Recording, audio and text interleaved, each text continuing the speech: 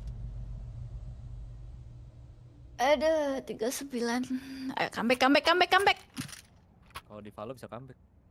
Ya, di sini apa salahnya? Di sini bisa comeback juga. Iya Semua tuh sih. tergantung Gantung Mindset. tergantung Pinset. mindset masing-masing ya. Ah, Aku Siap, katanya. beli ini lah. Aku smoke aimnya lah.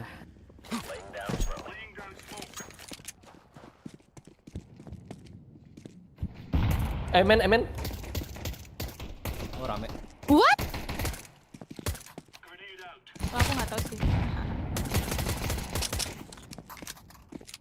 semua Ada, kelas itu. udah masuk. Iya. Nice. Kiri satu. Bentar, tunggu smoke. Nice. Nice. Last default. Pas habis peluru Nice. sisa 5.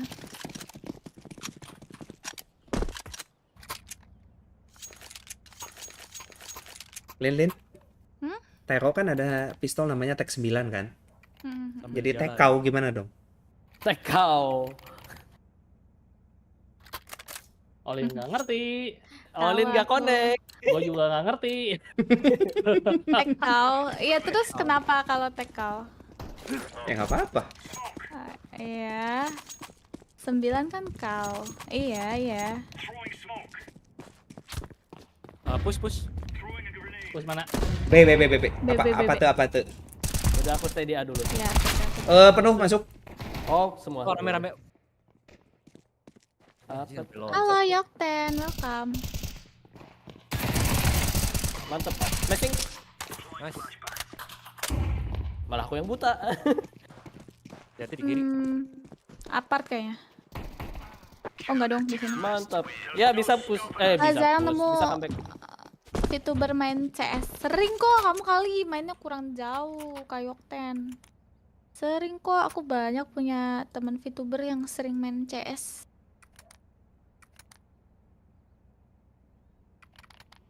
Izinkan saya mode radio. Oke. Lah, kok lah? Move it. I like to move it. Ya, sorry sih itu, sorry banget sih. Gak apa-apa. Hit kah? Nice.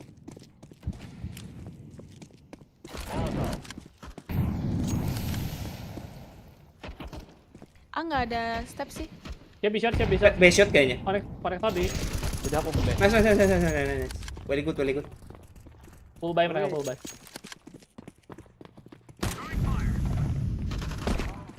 Nice. Bomb drop. B.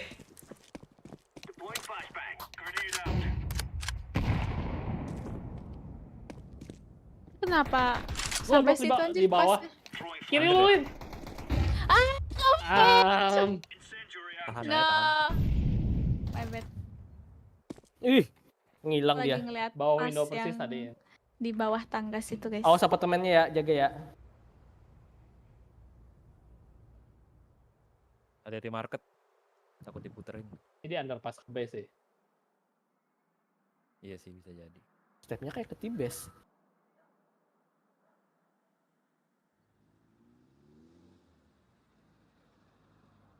Ini nggak ada yang jaga market ya.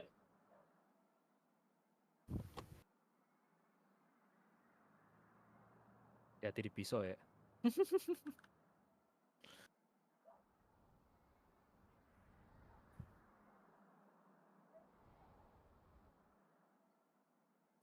Market. Rekan market. Nice. Yo, comeback ya. Motornya pasti dia, motornya jauh. Iya, makanya aku bilang tadi kan stepnya kok ada di tibes gitu. Teh celup. Nih teh celup. Jangan beli senjata tuh di belakang tuh. Nah, tuh udah. Hohe, maaf say. Wah, Joy, senjata mahal nih Karin nggak sih nih? Oh iya dong. Senjata mahal ya. Mahal. Harus Arin di armorin.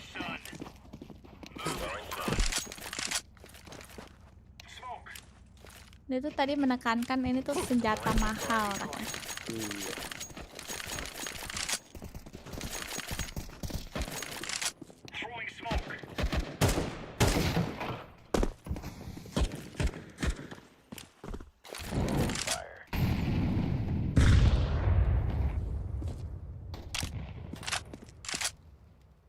Main mid mereka. Waduh. Di main ada di main. Main Deagle tuh. Deagle situ. Nice. Wih, mantep, Wah, Lin. kitnya nyala, Oh, Lin. guys. Lin, Wah. jangan terlalu ini ya tuh. Nggak gitu guys. Beneran beli cheat lah. Limit 1. Yuk. Di balik apa? Ya pokoknya tempat sniper lah. Iya. Pelas 1. Nggak semahal model Olin itu. Gua belum Iya. ada orang belakang gua. Oh nice. Iya model Olin mah udah paling mahal sejagat raya. Alah, Cheat iya mah murah. dong. Beli model mahal biar aneh lah. Biar Tripod. Model mahal biar bisa pamer. biar enggak itu tadi kepleset aja biar honestly enggak sih ya nggak sih Karin. Jangan ketawa aku jedor pahlawan. Jedornya paling tinggi kayaknya. Flash ya, flash mid. Aku tuh kalau kurang minum agak gagap guys. Decoy-nya si Ngomongnya Karabe ya. belibet. Main. Main. Oh main rame. Sandwich. Wah, udah masuk ya? Masuk di kiri ada. Hati-hati mid ya. Bentar. Aku mau li. Aduh, nggak dapet. Lek, tadi itu tempat nama lu apa? Di mana? Stairs? Stairs loncatnya apa? Nggak tahu, Tetris. cuma satu doang di sini ya. Tetris. Oh, di flash. Main kah? Oh enggak BB.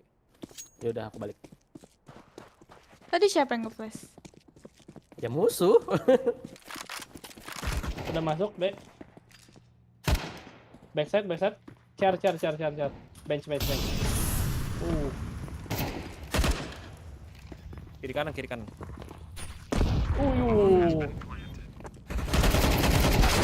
Astagfirullahaladzim. Ke short. Short satu di apartemen masih ada AWP satu. Waduh, Nice.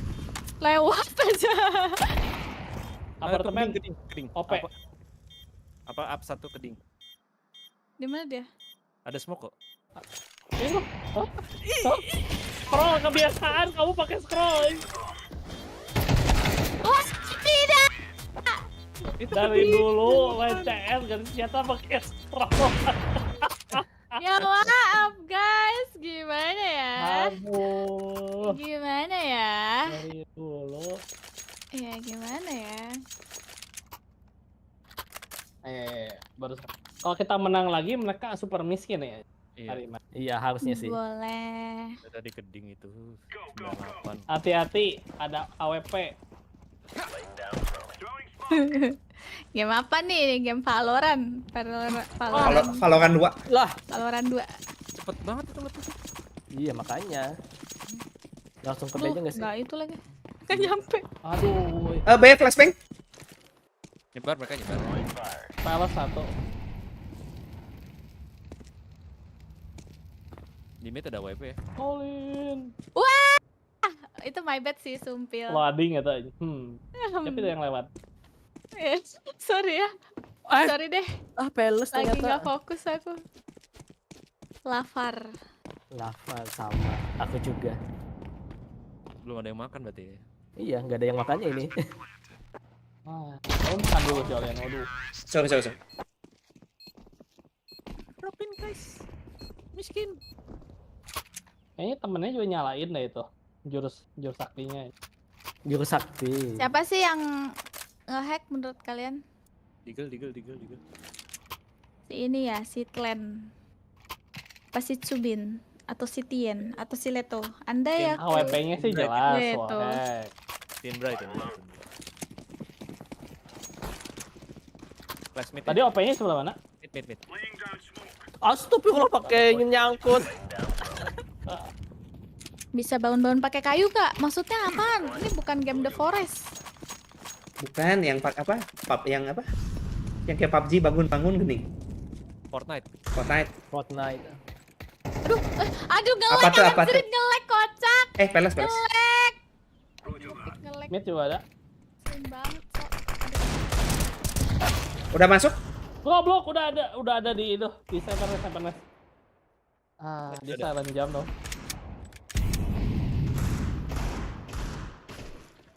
Nembak badan. Di situ ada satu. Plantingnya di back. Size dari CS2 berapa ya? Berapa guys? 67 giga kalau nggak salah. Tuh 67 GB. Emang segede itu kah? Iya. Itu 20 ada ya? Mana ada? Gara-gara update terus sih. Update kosmetiknya banyak. Kosmetik. Enggak, Pak. Sorry, 45,98. 45,98. Ya, 46 GB lah ya. Kita buletin aja. Iya, dibuletin.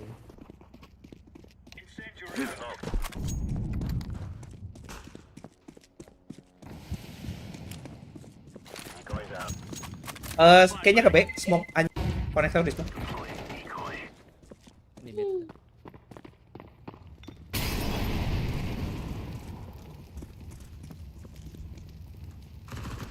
Palace satu.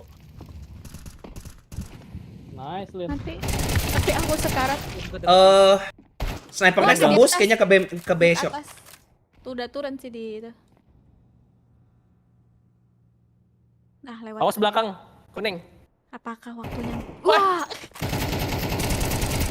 Aku kira Satu lagi kanan. waktunya Aduh, nggak dapet. pisau-pisau. Ya gak bisa dipisah itu, ternyata ada temennya satu di belakang. Iya, kecewa. Aduh, kecewa, Wo. Kecewa, Wak. Waduh, Tuh, langsung tahu aja posisi kan. Oke.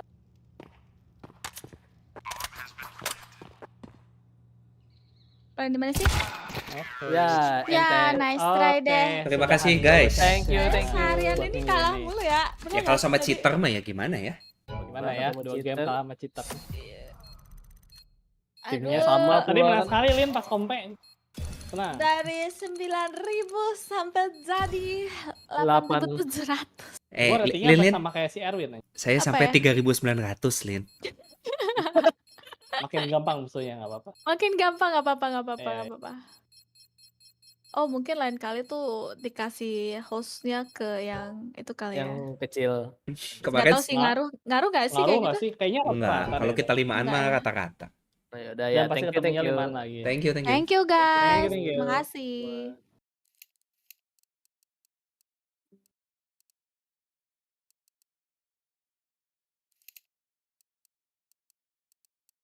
Gua FK dulu, rehat. To be crossed and dotted. And my God, Cloud9 pulled that off. And I think that's the kind of round that makes you, if you want to believe in Cloud9, be a little more confident. Yeah. Yeah, they do have some good mid rounds. know? Absolutely. I dare you to identify a mistake that Cloud9 have made in this game, really. You Yeah, know, they got ecoed once, whatever. You know, it's a giant shadow that Fnatic cast in terms of their errors so far. They're going to try to rush down the donut player, but Inter's here to help Axiled. Oh man.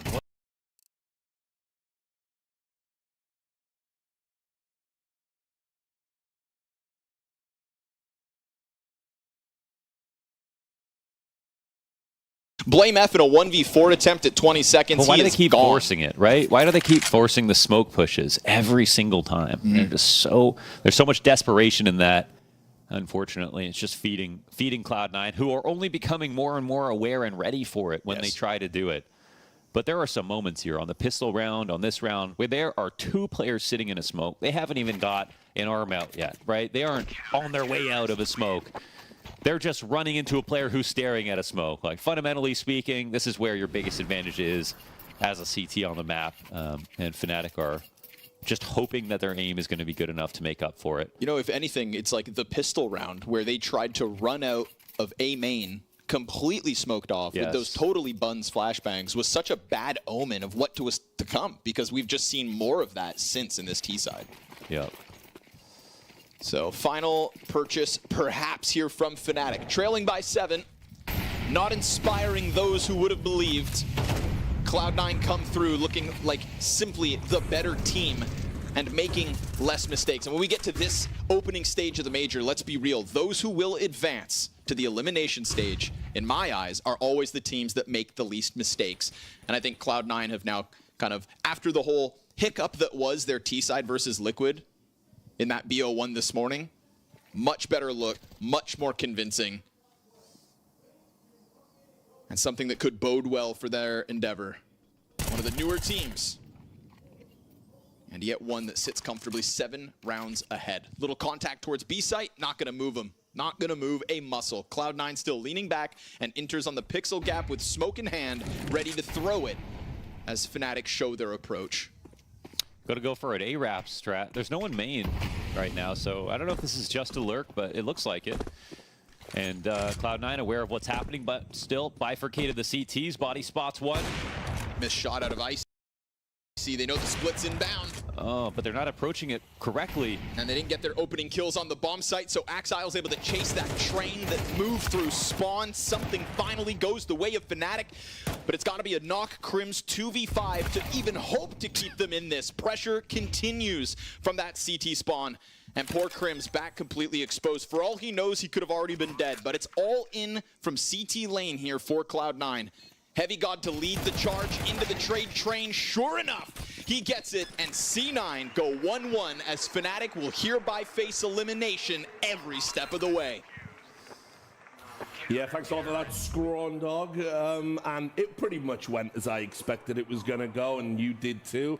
Cloud9, were they doing anything sophisticated? Not really, but you don't need to. Sometimes brute force can fix a problem. That's what Cloud9 did to Fnatic. Brute force and strong fundamentals, right? Yeah. We were talking about the firepower aspect, we were talking about defaulting and being able to do a good job at that, and their T side, and they ticked all those boxes, really. Just different phase compared to what we saw in the opening game, and a very dominant showing from Cloud9. I think they did the opposite of what they were doing in that first game right there, right? Instead of just being ham-headed, heading towards B all the time, they defaulted, they slowed things down. And it was actually Fnatic who were trying to take a page out of the previous Cloud9's opponent's book and just push down ramp, but Cloud9, they were ready. Complete turnaround, complete flip around. And also love to see that couple of players we spoke about, Axile, Icy, everyone just popping off. Heavy God didn't have to carry so hard this time around. Yeah, which is nice, isn't it? And by the way, I do just want to say, because it's, you know, my first test segment of the major, I am loving the crowd here, man.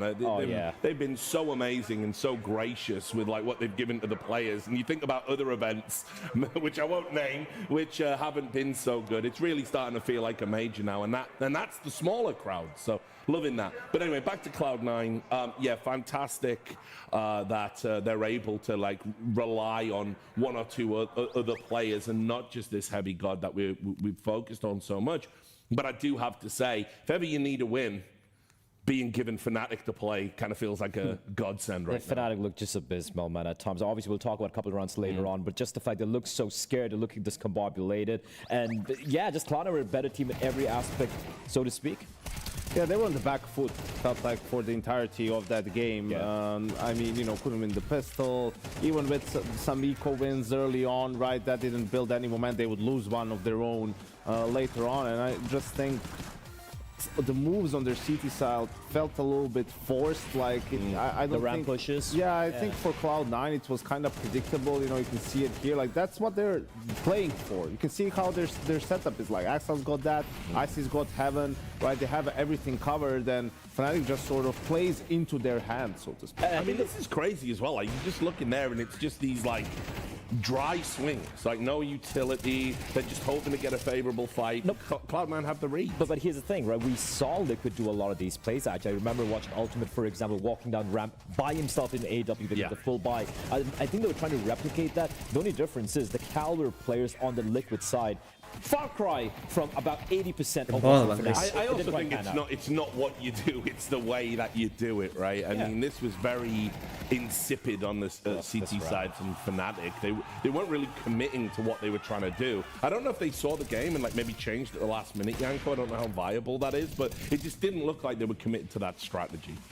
Yeah, I'm not sure if that was the goal. Definitely didn't pan out, and the execution wasn't great. I just think, if you look at some of the rounds that they lost, I mean, the first half, the second half, we just saw the fuse from Boomich as well. I mean, it's just been on all counts. We're gonna talk about that. They've failed. Yeah, and even for BlameF this time around, it's no longer BlameF dropping like 25 kills and losing. Even he wasn't finding any presence. It's a very tough game for him to get into because, like you say, you've got this guy popping off and just shutting down anything you're trying to do. He was opening up sites. Bro, he was opening the T side and being so mobile, working with the pack, and he was just opening up a lot of these bomb sites, getting those kills instantly with the AWP. On a map like Ancient, it's not easy. And for me, it's sure, second half, he didn't have to do much, but the first half, he was finding so much impact with the AWP. I mean, he had 4 rounds with multi-kills. One of them is the pistol, obviously all important. One of them is the half bite that they win, when Fnatic was gaining momentum, and then in a couple of gun rounds absolutely delivered. So I was saying, like, I'm not putting the spotlight on him when I watch Cloud9, but he can pop off, and he definitely did in this one. Yeah, I mean, look, we'll talk just a little bit about Fnatic. Obviously, we've got some rounds to highlight, but, you did say, Yanko, if they go 0-2, you think they're pretty much done. Yeah. I don't know.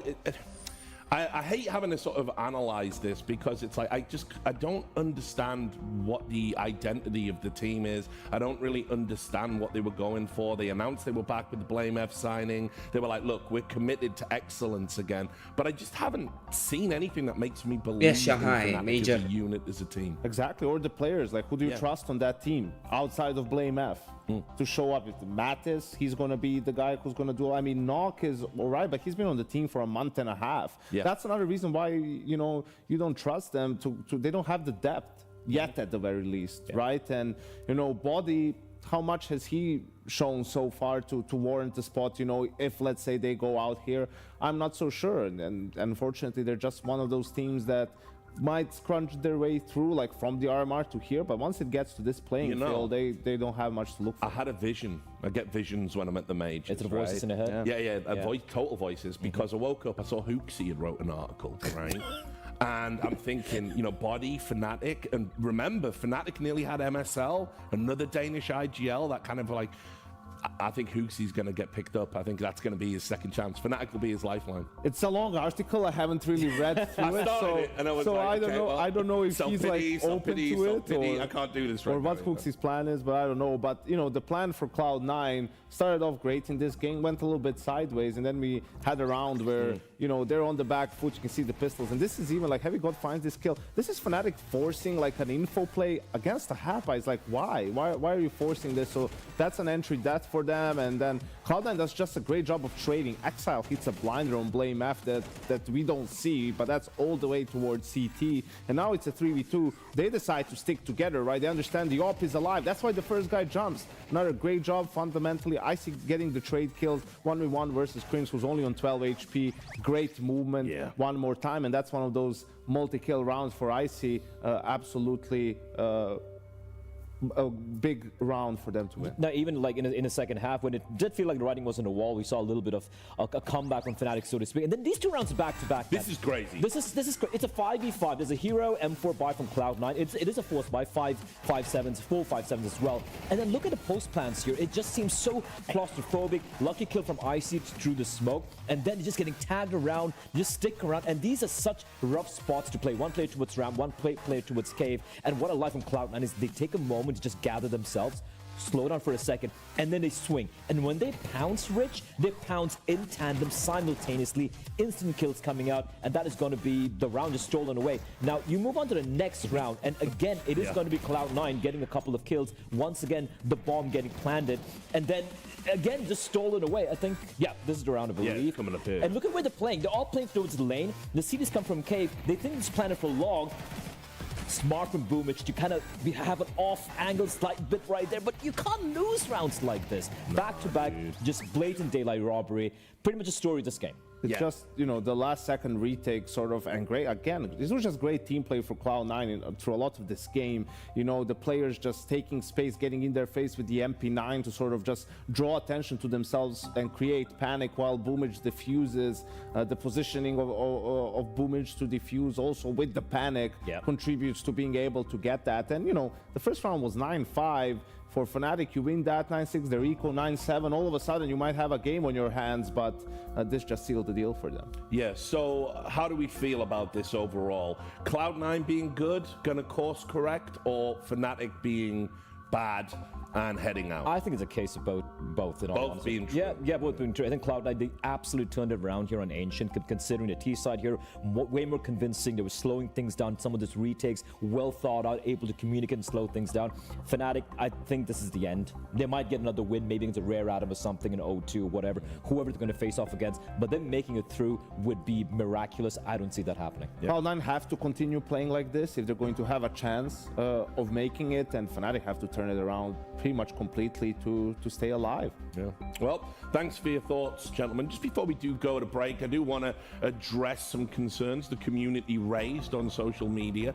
Our partners, Perfect World in Shanghai, are aware of the crowd noise. They're trying to get the balance right, and so you can enjoy that at home. They are working on a fix for it. They're aware. Don't worry. You don't need to keep spamming people like me or whatever you want to do. Fix it, Rich. Yeah, no, I can't. Casters start game. So it is getting done, but just so you all know. Anyway, with that said, we're now going to go to a break. When we come back, we'll have more action. Make sure you join us. She said she loves you. But she can't love me. But I love you.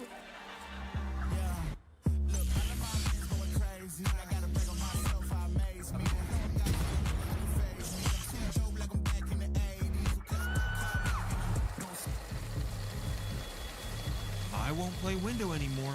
What's going on? Play your role. 1xbet.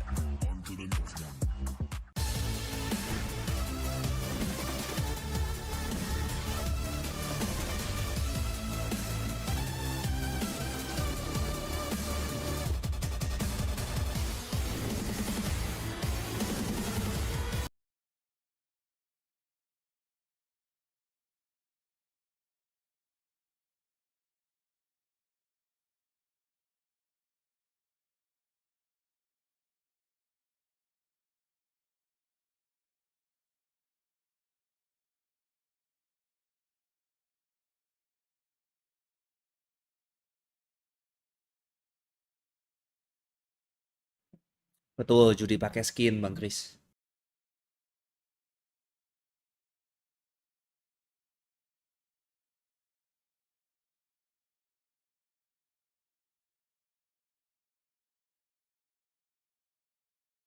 Nih.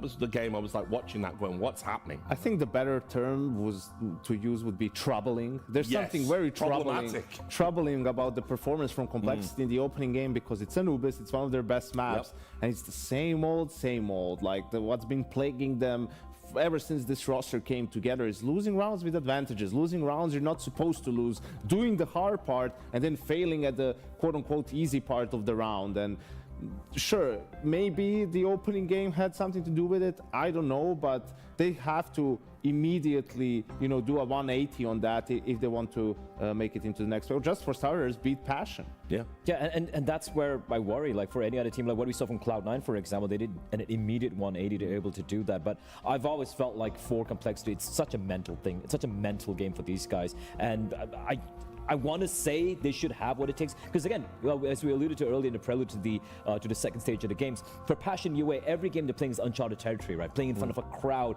even though it's not a home crowd or whatever, playing in front of a crowd in the stage, whole different beast altogether.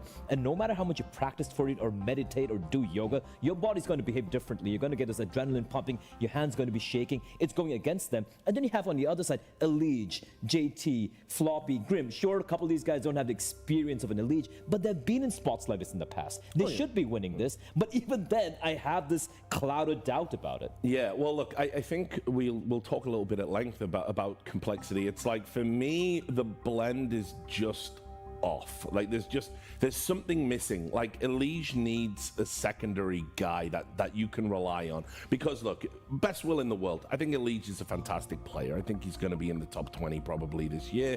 I think, you know, I don't know how high up he'll be, but we'll see. But I think he's been fantastic over the course of 2024, and I think he's even made adaptations to his game. You know, I think he's still evolving, but the problem you've got is he will have that moment in a tournament where he either gets tilted or he just doesn't show up. It can happen to the best of us. And then it's like, where do you go on Complexity? Who do you rely on to fill an Elise-shaped hole when he's not there? I mean, he is an intense guy. Yeah. He brings that intensity, which can, you know, be a good thing, really. I think the problem is, like, they're just a lazy team, man. Like, some of these guys just seem a little bit lazy. Like that's what they're lacking, is, you know, and that's why you lose rounds, because you get lazy in your communication when you have the advantage, or you think, oh, we have such a big advantage, you know, we're just gonna win the round, and then it goes away. So just the laziness. And I think when you look at some of the other guys on that team, you know, you would like to have someone with either a bigger voice or just a little bit more of an ego in game, right? To make plays, to make moves, to be like, yeah, I'm the guy, you know, I'm gonna get it done. Sure, Hauser has a little bit of that, but unfortunately, some of it is channeled the wrong way with just... Tell that to the desk. Yes, but it's, listen, I'll be the first to say it's gotten better over the past couple of tournaments. I think they have played better as well. I think, which is funny, because they weren't minding it in the first place, so why would he stop doing it? But never mind. So, yeah, I think that's what they're lacking in some of these situations. Someone else they can rely on, except for Elige, in the mid-rounds, in the clutches, right, in the 3v3s and all those situations, to deliver them the rounds. Yeah, I agree. And look, the story for me with this complexity lineup, and again, I'm just disappointed. It's always been Grim and Floppy for me, right? Like, I think Hauser does enough. I was actually very surprised when people are like, yeah, you got to cut him. I'm like, I think it's doing enough to stay in the team. The problem is he's an AWPer, so it's like being a goalkeeper in football. The mistakes stand out way more. Yeah, but the thing is, for Floppy and Grim, it just is so up and down, and the downs are abysmal. It's like they're not even in the server anymore. But then you have this one-off tournament when suddenly the two of them click together at the same time, and you're like, oh, this complexity lineup can actually do something. I've heard this for over a year right now. At this time, they put up a shut up, and they're not putting up. Well, yeah, they have to. And today. they won't shut up. And they won't shut up either. I'll tell you that. Nightmare. Passion, though. I mean, let's talk about them. Obviously, the big surprise coming out of the RMR. A really cool story. I was a bit perplexed by the interview with Fear, where he was like, oh, yeah, Bit gave me some sleeping pills, and then we won. Don't know, man. Leave that one in drafts, I guess. But anyway, I mean, look, super cool story. Obviously, the youngest team in the RMR. I would imagine still the youngest team here at the major, probably.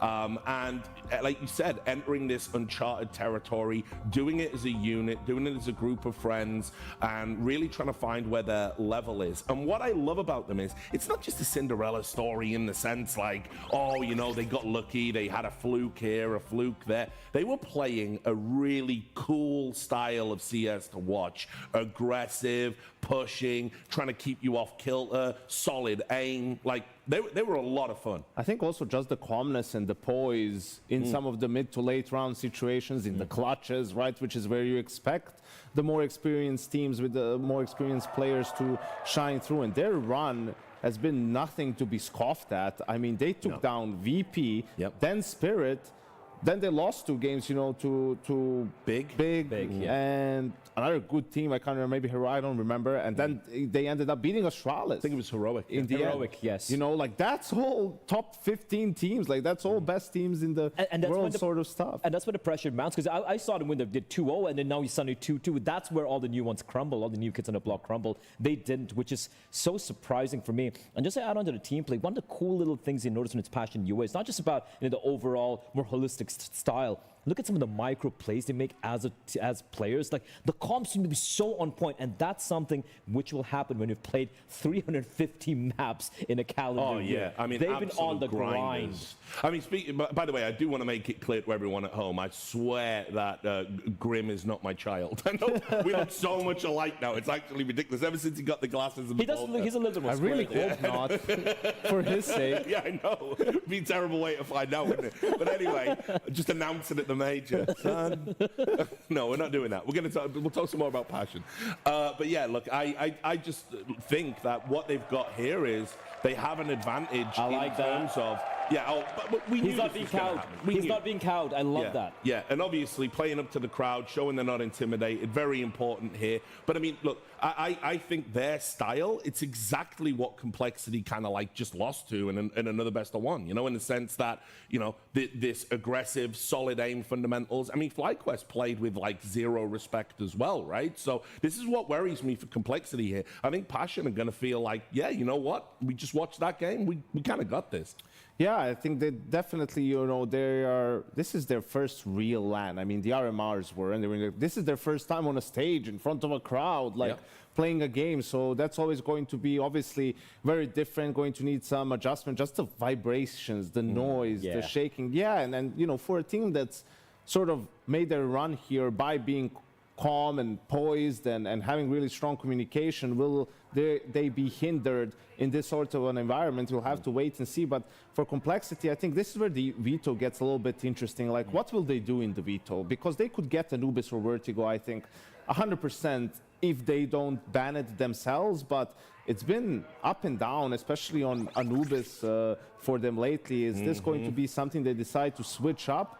Or do they just stick with their gun? I think Passion are going to get the pick finally. We'll obviously see that later on between if they want to go with Anubis or Vertigo, because I doubt Complexity are going to ban that out. The thing for me here is, do Passion go for Vertigo? Because I feel that would be the one they'd be very happy to play on. But having seen Complexity's Anubis just literally a few hours ago and how abysmal they looked, I think Passion might just go for the punish as well. You don't think there's any chance we get another middle map like an Ancient or something? I'd be surprised. Yeah, I'd be surprised. I mean, it would be up to Complexity. Complexity might sit here and be like, we played like Vertigo, Anubis, and I think one nuke at the RMR, right? And you're working on these weaker maps and everything, and you have a lot of things that the other teams haven't seen yet, that you haven't shown because you haven't played the map. So do you have faith in that, or do you still put faith in your best maps? And I think we get our answer. I mean, it's between Vertigo and Anubis, and it is Anubis, which, you know, you can look at it from the side of, hey, shows the confidence that Complexity has in their Anubis, that what happened against FlyQuest was a one-off, that they sort of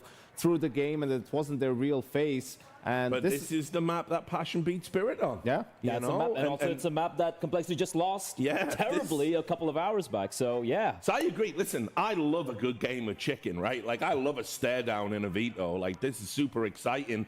But I just don't know about this one. I think probably you could have had a bit more guile to the draft for Complexity, because I do think they've got, you know, on paper at least, a deeper map pool than Passion. You have to have it. Like, you've been together for a year, more than a year now, and what, you can only play Vertigo and Anubis still? Like, I think this is where pretty much this is sort of a condemnation of Complexity and their map pool. It's like, okay, yeah, your Anubis is like, you like it, you're good on Anubis, but it's their best map for Passion, one that they've had the most success against tier 1 teams. You're supposed to, as the, you know, better team, have a deeper map pool and force them out of their comfort zone, and they just didn't do that whatsoever. I mean, that's a good sign at least. The leash is laughing. So far. Yeah. Look, might not be in a few minutes. I'm going to play devil's advocate here, because there is also the counter argument that could be made with Complexity saying they mentally shifted it around. They're like, listen, we're the better team here. We're going to make it through. And these guys, first time playing in uncharted territory for these young Ukrainians. We're just going to own them. Even if it's their best map, we don't care. It's a map that we're better on. And I think they have a great staff over at Complexity, right? Like, I was going to bring that up. They have one of the best support staff, actually. You know, and I feel like they can do the preparation, and their game plans have been solid for the most time, right? Like, they do have good openings. It's after they do it, that's the hard part. It's like after that, when things start to crumble, which must be really frustrating for, well, everyone involved, but the staff too. Yeah, sure. So look, let's just highlight some quick keys to victory, things we think we're going to see in the game. I want to talk about Passion. How do they win this one? How do they overcome Complexity and avoid going 0-2? I mean, obviously getting off to a good start. I think they need to get off to a really good start here. They need to just get that momentum rolling, and we know Complexity, they can have a bit of a fragile mental. If they're able to break that early on, there is a chance, Rich. You need to tighten up the clutches and the rounds with advantages if you're Complexity. Like, you can't let anything slide. You can't take anything for granted. You need to play with more focus and more discipline. All right, then, guys. Well, look, as always, great to get your thoughts. We're going to go enjoy this game, and I think you're going to enjoy it too, because it's going to be brought to you by Launders and Scrawny. Oh, I hope they'll enjoy it, Mo. Yeah, we will. I mean, and Complexity will too, if Grim really is the child of Rich. But for the future Rich, Durex got your back. It's true, right? Sponsors here of course, our Perfect World Shanghai Major. Mo, in Shanghai, we are talking about the longest standing roster in Shanghai, Complexity, versus the youngest, most inexperienced roster of Passion UA. We're talking about a Complexity, as our desk has alluded to, that got smashed on this very map. And if Richard wants to play chicken, then I think let's see it. Let's skin it. Passion, obviously beating Spirit on this very map. There's a lot of reasons why you would believe in Passion, but there's also a lot of reasons why you should think to yourself, logically, Complexity should be the team of the two that is able to rebound from a loss earlier this morning. Passion don't know what it's like to lose on a stage like they did today. Complexity, You gotta have it, you gotta turn it around. That's what it feels like. Ya, pakai 2 soalnya. He can step it up a notch. Si earphone-nya yang buat komunikasi sama suara in-game segala macem. Si headphone luarnya sengaja yang dia yang kayak buat di construction gitu, Bang Chris. Jadi tugasnya dia mah cuma buat ngeredam noise dari caster sama dari itu, dari apa? Penonton. CTs have a great stack here. They've done an excellent job. Jambo, Fear, they've got less than a full player health combined. Soalnya kadang kan kalau lagi kejadian mau ada yang ngamping atau ya kejadian yang kayak bakal keren gitu kan, penontonnya bakal ada chairnya gitu. Itu biasa jadi tanda si player. Yeah. Do you mean they're about to lose this? Yeah. Well, with this little health, man, there's no way. I did pick Complexity to go through and say I don't believe in them in the same breath as I was doing my pick'ems yesterday night. So we'll have to let the match play out. Complexity know that just as well as anybody else. They've decided they've waited enough here. Looking to clean it all up. Corner peek, and it's good. That is indeed Complexity with CT Pistol. There you go. There you go. Push goes down, Complexity up around, and yes, Passion were able to capture lightning in a bottle.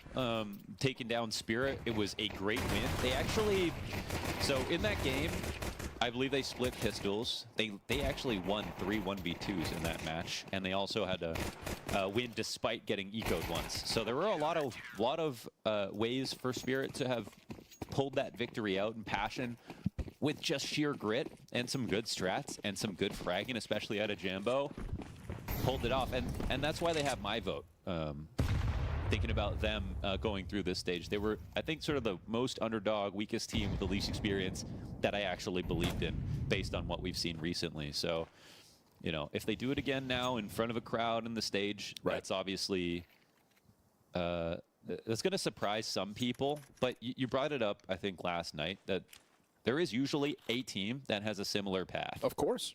Sometimes their logo is even very similar. Yeah, I mean, we're talking about the Copenhagen Flames. We're talking about Bad News Eagles twice. We're talking about, of course, Ecstatic at the last major, and now what's supposed to be Passion.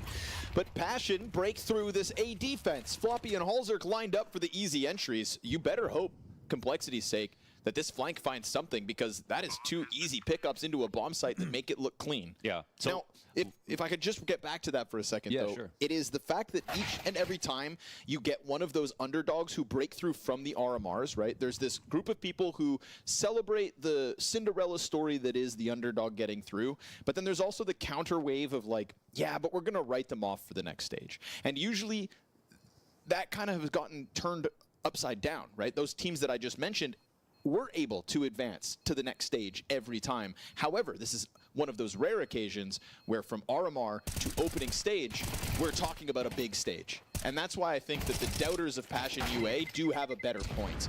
Because usually when we talk about Ecstatic, for example, at Copenhagen, they never got to the stage despite advancing into the elimination stage. It was all Hotel Counter-Strike. Like, and you're talking about crowds for people at home, obviously, and the difference having a crowd. I think that in the early days in CS, I was way more doubtful about players and how good they'd be when you put them in front of a crowd versus whatever. But for me, even though playing in a hotel room is not the same as playing in front of a crowd, it is still a LAN. I think it is a little bit more legit when it's not a hotel room, but then you're out in a hallway, you know, at least in a group stage booth like that. But sometimes that's good enough for me, because I think I've been surprised too many times now by young players that just seem to not notice the pressure at all, just seem to fit in so smoothly. And it doesn't feel like there's really, either you're going to be bad for a long time because of land pressure, or you just don't have a problem at all. Okay. And you slot in perfectly. And that's sort of what I'm expecting out of Passion. But earlier today, for example, Jambo didn't have a great map, and he was somebody who was a necessary win condition for this team. Yes, sir. So we're going to pay attention to, you know, how well he fares in front of this crowd. I think winning the force buy in round 2 certainly helps.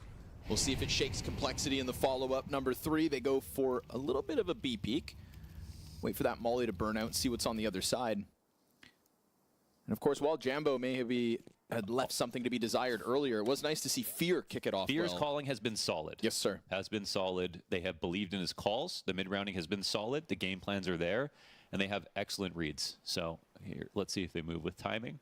Floppy's alone for a second, but Complexity making haste. Yeah, JT's moving over, but he's rotating in with no util, so it's just his MP9 that's meant to help the distraction and the opening kill. It's all looking good until ZeroFix and Jackasmo come back with the entries. Oh, we get a little pressure out from Bricks as Halzerk's scout does damage. We've got ZeroFix dodging here as bomb has hit the ground. 20 seconds, they need to get Fear into the play, and he's going to sideline half of Halzerk's health just enough for ZeroFix to come in big. 4 kills to his name. Yeah, they thought there was one straggler, maybe one coming in on a flank, maybe one very, very late, and they decided they could have a 2-on-1 on the site. That would have been easier than a retake, that's true, but they couldn't land their shot, and it needed to happen right there and then. So Passion will win another round. Yeah, Fear's a legit caller. He's a leader of men. We casted him in the Academy League, and you know, post Monacy, it was sort of like, how's anybody going to make a career, you know, without that kind of player alongside them? You know, bringing all the attention onto your roster. But Fear is somebody who has made his own path, which is great to see. You know, sort of like GTR and Gamer Legion now post NIP. And there were a lot of compliments about Fear back then. Yep. But You just kind of many players just get sort of washed into the sunset. There's a lot of names that when we talk about Academy League kind of instantly pop off the page because they did just slot and succeed, but these are the kind of the slow burners, the ZTRs and Fear. Look at this Jambo flank, Mo. This, yeah. Look at that, grenades in hands. He wants more. Oh, easy. Good transition into the JT. Double kill, triple for Jambo. And that is a B site that you'd think is under wraps. Number 4 goes down. On for the anti-eco ace. Make it happen. Nggak jelas banget Complexity. Masa mid nggak ada yang jaga sih? Aneh banget. Definitely play. There's no doubting that. And this is a game of, and so when we talk about Passion, we also have to talk about how amazing their energy has been, right? Like, they probably had the best pop-off of any team that qualified through so far. And for good reason. I mean, playing with each other for 300 days, Monty style, more than Monty style. Living with each other. And not having any toxic vibes, allegedly. Playing with each other for that long, grinding all their maps. Like, looking at their map history right now is like looking at Monty's coming into Paris, where they just have like, you know, 40 maps on every single map. Yep. There's no reason why they made it through, and you could go back and say they're lucky. You look back at their map history, they put in work on every single map. Yes, sir. To them, it probably shouldn't feel lucky, and that's got to be the scariest part. Playing for a team against like Complexity. Real opposition as well in their run. Opening up every best of 3 series with, at the very least, the first map win. Until today, their BO1 versus Big. A team that they've got a lot of game tape. They've played against, of course, in the qualifier for the RMR itself, and now their opening game at the major. Yeah, it's sort of like these, you know, coding boot camps that people will do in Silicon Valley to get like a $200K a year tech job, where you just do 6 months of hardcore training. It really works. It really works. You can actually like get to tier 1 that way. And it does feel like it's pretty necessary if you want to break into this level. And only possible with sacrifice. Yeah. 100%. You've got to put everything else in your life on the back burner to be in a team boot camping together for that long. Yeah. Nothing else matters but doing this, being here, playing this game, and trying to seize the opportunity now at a 0-1 pool. Dark contact. Nice creep up from ZeroFix. He's got Grim flustered at the moment, falling back as the Molotovs sail forward, but he does get the corner of Plat. Oh, and it's a good nice second control. headshot from Grim. It's just enough time for Elige to get into the mix with a double kill of his own, and we go 3v1 to Complexity's favor. Grim doing just enough for Elige to come in and help. Yeah, he could see that Molly wasn't going to go far enough to take him off his angle, and that second spray was so beautiful. Perfect control of the rifle, exactly what you love to see from Richard's son.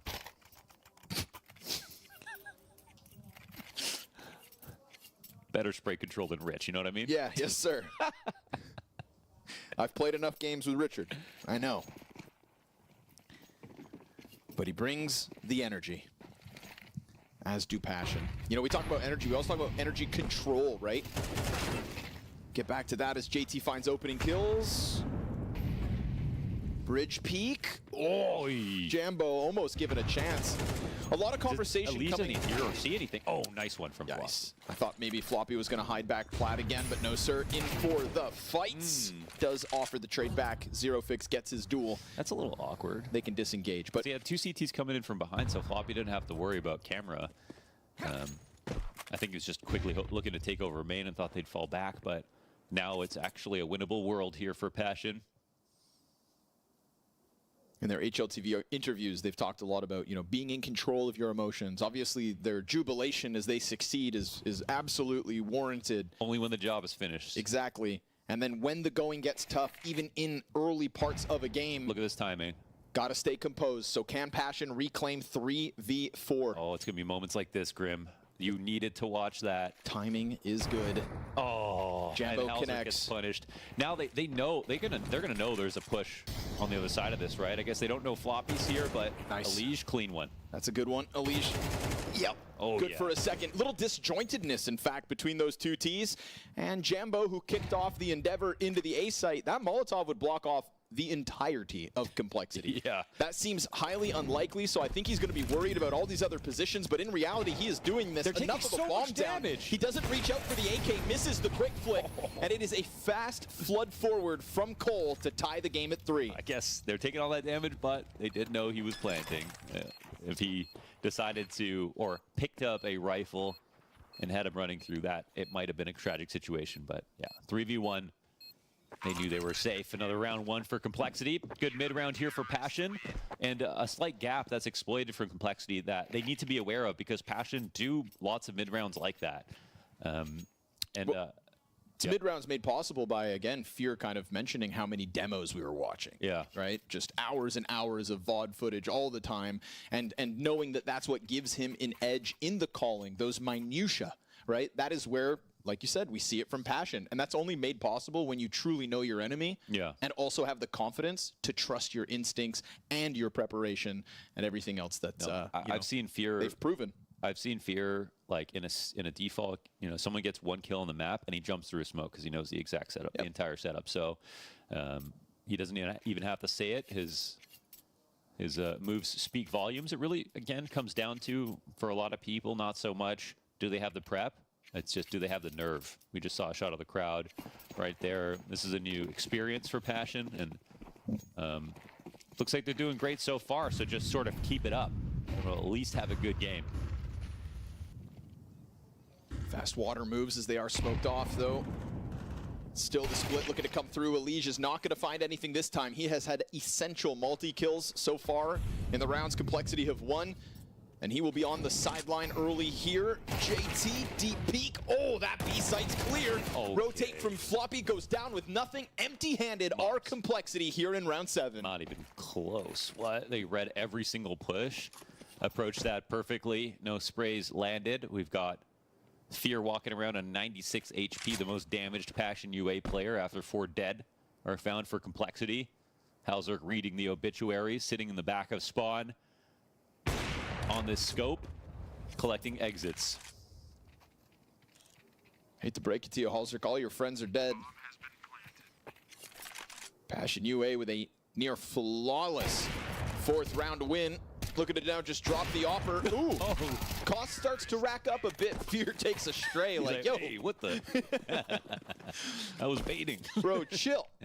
But alas, it's still a round that Passion will be absolutely happy about, going up back into the lead again. How's the money here for Cole? I think we can already see. Oof. I think we can already see the tools are here for both teams to win this game. Like we aren't seeing lucky rounds being won. We're seeing some very dominant situations, some closer calls. We're seeing the calmness that Passion like to brag about. And we also know that we've got some good rounds out of Elige. That's what we want to see. We had Grim with an important 2K spray hold.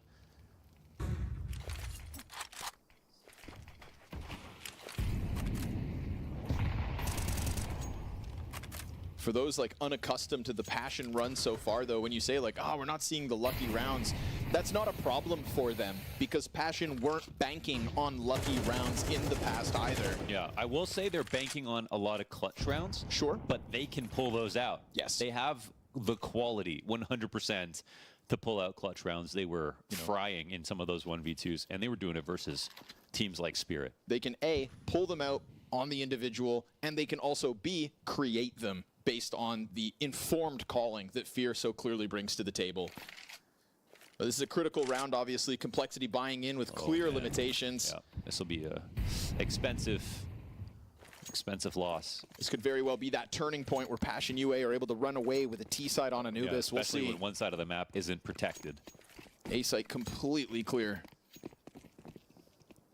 Bunch of juggled utility. So ready to pounce on this. I mean, if I'm Complexity, you're ready dude, to lose this round if it's the A side. Yeah, actually. you better get ready to save.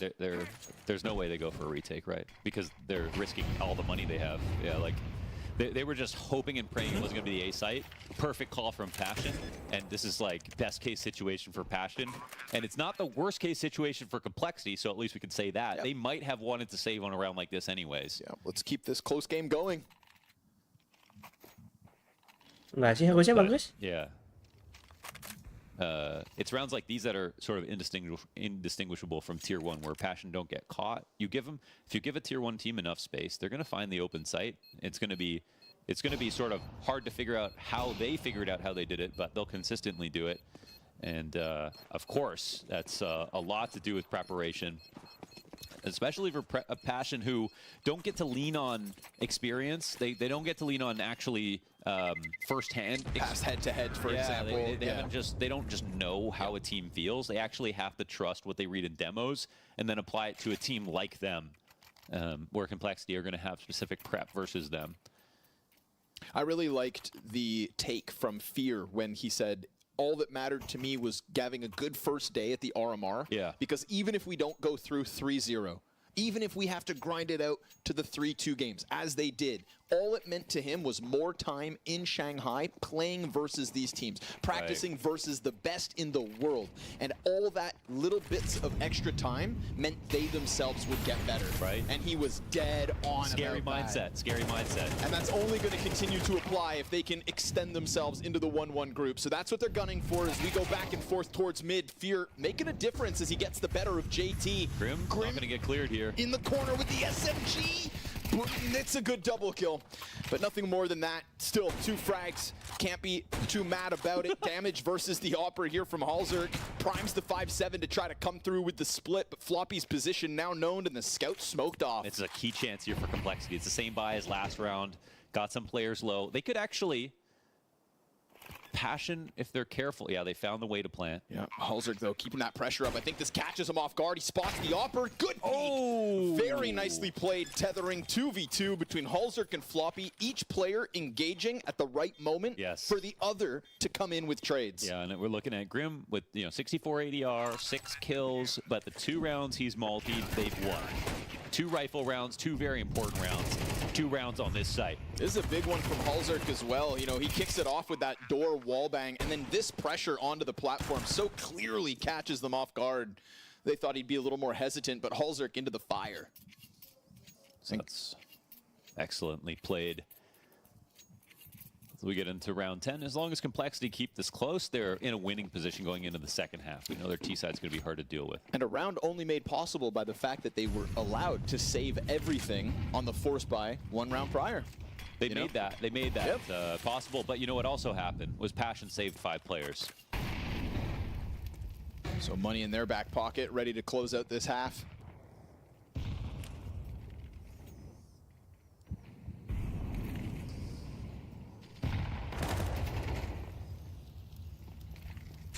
Lee's trying to take up the mantle in middle.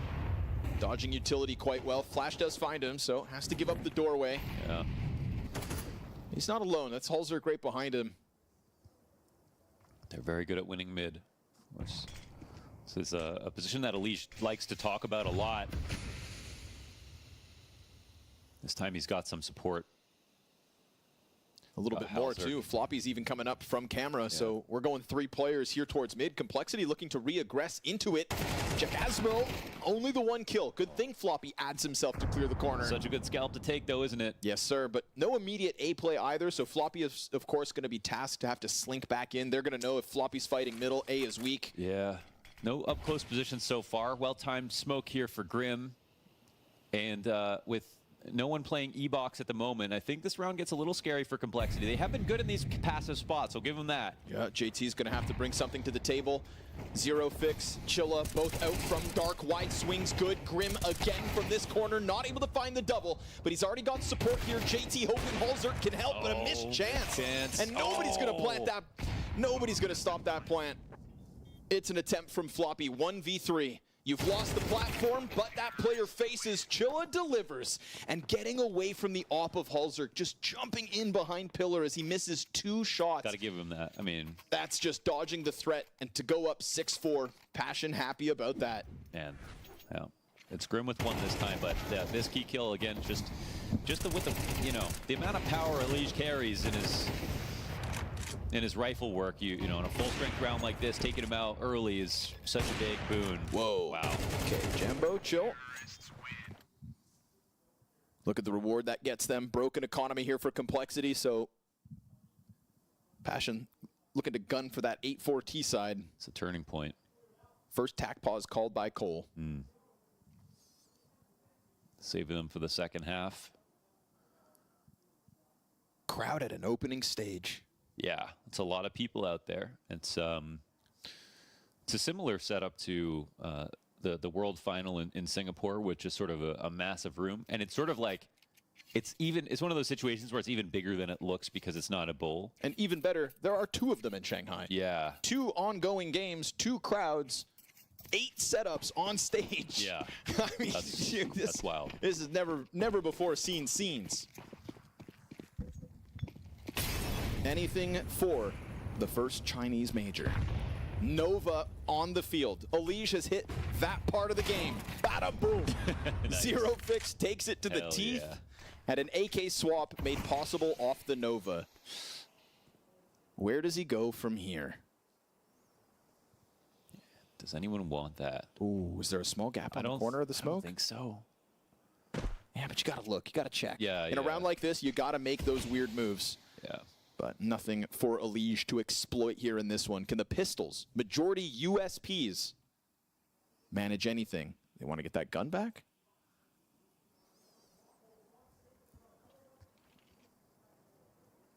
You know, on one hand, you know the AK's out there. On the other hand, at least there's not a shotgun in the corner. Not just that, no one sits in mid-late, even on rifle rounds. So on an eco, you're very likely to go back to sites because you're extremely insecure about a site hit getting taken, then you have to retake. So it's a great idea for Passion UA to go for mid-late. They have the risk of the CTs sitting around there, but as you can see, they've got a completely excavated point. They have found the A site empty before in this exact moment. Yep. It's a great call, great patience once again. As we talked about, they like to mention their own calmness, and it's moments like this that show you that they keep their cool. It's already too late for Complexity, I want to say. Like, we've got 1 rifle coming in on a retake. Just got to keep up the tempo. No kits. Right? No nades. The call was the right move, but they have allowed for CTs to get a little dangerously close, and now they're getting caught with grenades out. Elige's AK's in with another. It's a fast flurry out from storage. Bomb has to go down here and now. Cover offered over from the fountain, but a reload needed for Chilla. Everybody starts to swing. JT with 2. Chikasmo from the corner, and they allow Complexity to come in big. 4 frags for Elige. Oh, excuse me. I thought that round was done. Elige, 4 frags with the picked up gun, and the first kill is with a Nova. Passion make the right calls. They go for the right moves, Mo, but that moment of hesitation inside camera, if you had thrown those mollies a second sooner, that or just don't you don't get that wide swing. That or don't even. You're still staring at the choke point.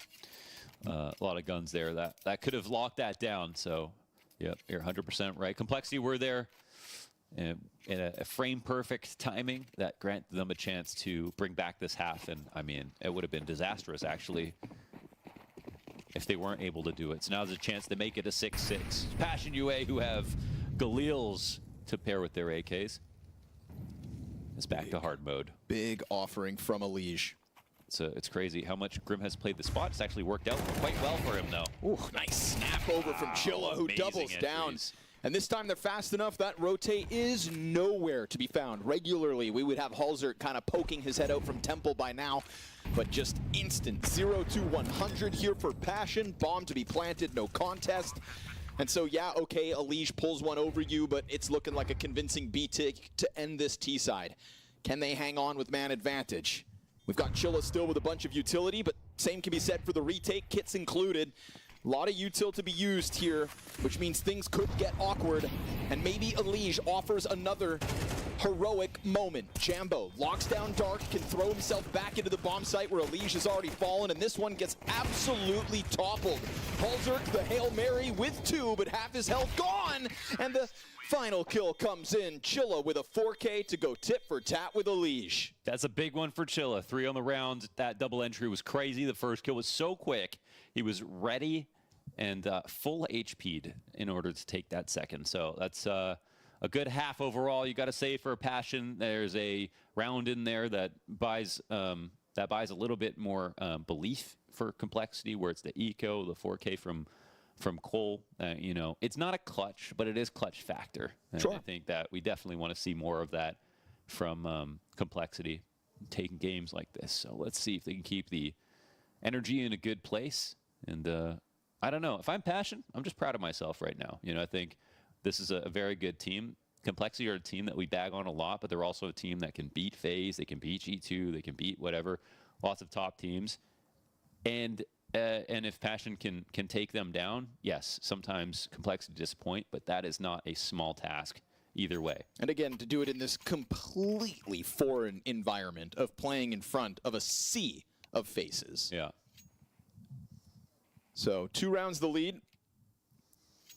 Like you said, could have been 3, if not for the Elige moment, showing he may still very well be the best player in the server. But Jambo with a marked improvement from the opening game earlier today. That's also a good sign for Passion. So we'll see if this CT side can stand on early legs as Complexity come through with an immediate 5-player mid-rush. Deep A presence here from Passion as they take over Fountain, but A is not the intended target. Yeah, Complexity into the B wrap. Zero effects. Oh, this smoke grenade's gonna completely halt them. Oh, yeah. And what did Cole do? Turn back? They're going back into 3 players. Is that the right move to make? Surely that wasn't their plan, but to be met by a smoke grenade, let's see if they can make the most of it. The CTs are running 2 now. No, so Complexity hear this, but they're running into it. Oh my God! Oh, it's a brick wall.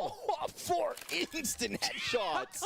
It is not only the 3 kills on main, it is 5 easy frags. Oh my goodness, what was that? That was Lambs to the slaughter. Yeah, I mean, it was like Complexity were in camera.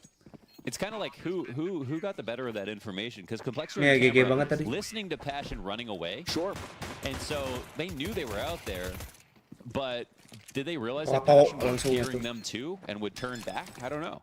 And to me, it's like, you know, the info war and who has better info is one question, but I do think Complexity were frazzled when that smoke hit the ground. Yes. That felt like one of those, like, run away, and you know just moments. And here you go into the A site. And that's a moment where you got to be flexible. He hears them coming. That smoke is meant for main as a choke point to block off. They have an idea of what they're going to do out of the setup, but you know, he's ready to be flexible, and I think that's a great position to be in. Grim, nice one here on Fear. This is a default towards the A site, but I think things get slowed down now because of that kill. Yeah, Passion trying to take that deep B peak, but you lose a head because of it. This is not a buy to be scoffed at. Oh, if you are Passion, be cautious. He just, it's in the name. Chilla. Pulls back quietly, drops his smoke, and keeps Complexity at bay for the time being, but still very much set up for this A hit. Big chance here for Complexity. Jambo's got a smoke as well if they want to block it off again, but he's still right here Namanya towards bet. bridge. Oh ya. What are they going to do? Lay up the defense here, take Harus the ada same basicnya, angle? nggak boleh sembarangan. Chilla's got 1 HE, which actually, if timed well, could really put Alah, tapi saya mah Virtus Pro saja. There's one thrown out. Yeah. And I mean, the CTs know now. Look at this, man. Chilla's getting into a more lodged-in position. CTs are dropping into the site. The Ts don't realize it, but the CTs want this to happen. Chilla on his angle. Jacasmo's going to take first contact. Chilla swings in with empty-handed, though he dies. G2 masih klasik booster. 2 clean headshots with that A1S and low HP. Ini juga aneh sih, gila Complexity kalah loh. Has to push out from main. Down goes Halzer. Oh God, Jacasmo just handles this from inside sight. 4 kills for a Passion player again. Oh man, and that's after one on the entry. Wow, look at everybody getting into position. They knew exactly what was going to happen, but This is a display of individual brilliance, which is the other half to Passion, right? You could talk about how they have good team play and tactics and things, but you get a moment like this and you see they can stand with the big dogs. Sure. And I would say Tadi this is siang ya, another prime example of that MIBR composure that they self-claim to bring to the table. Oh, Chilla doesn't run away in panic and as he drops his smoke, walks away, holds control. Okay, here's Fear Fast in that grim response. position. Let's see if he can do it like Grim can. No kill. Fast flurry from the Tech-9s. Jambo dead. And so Complexity just barrel through. Oh, that's huge. It is an instant answer. If Passion had hoped there would be respect from that previous round, the follow-up is an all-in from Complexity. They run the risk and they reap the reward. Gotta say, those flashes were immaculate. Timing was perfect. They got into positions at the right moment, and now there's no chance for Passion to fight back against this Complexity. Anything that gets them back into the heat half keeps this game alive. And now they do it when they were thinking about saving at the same time, so suddenly the game is far from done. This is supposed to be a 10-5 position, now 6-9 with money for Complexity on T side. This is huge.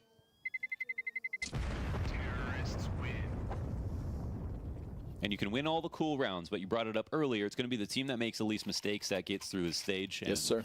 Yeah, you can make it exciting. You can win a lot of clutches, and sometimes you do need to. But the easier you make it look, the better. You know, the rounds that you have the advantage in, you don't get ecoed in. These are the ones that aren't going to keep you up at night. It's not the first one either that Complexity have kind of pulled over Passion's eyes. Fooled now twice. Doesn't feel like they can continue to afford those sorts of rounds, but Complexity will use it as a lifeline, taking over the weapon advantage. Wow, so much confidence here from Malige. Bit of a king in mid. Yes. Knows both sides well. And continues to play with the confidence that he should have.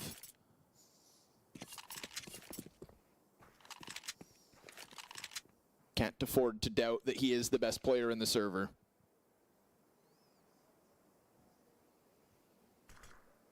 Jambo out here as he gets the shadow advantage. It's Floppy's death first and a disengage. JT having an incredibly tough go of it. 4 and 10. Look how unscared he is of this position. Udah 8 jam deh berarti sisa berapa? Paling 2 atau 4. Afford those sorts of rounds, but Complexity will use it as a lifeline, taking over the weapon advantage. Wow, so much confidence here from Malige. Bit of a king in mid. Yes. Knows both sides well.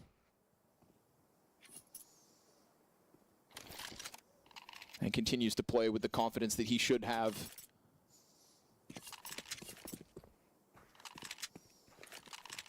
Can't afford to doubt that he is the best player in the server.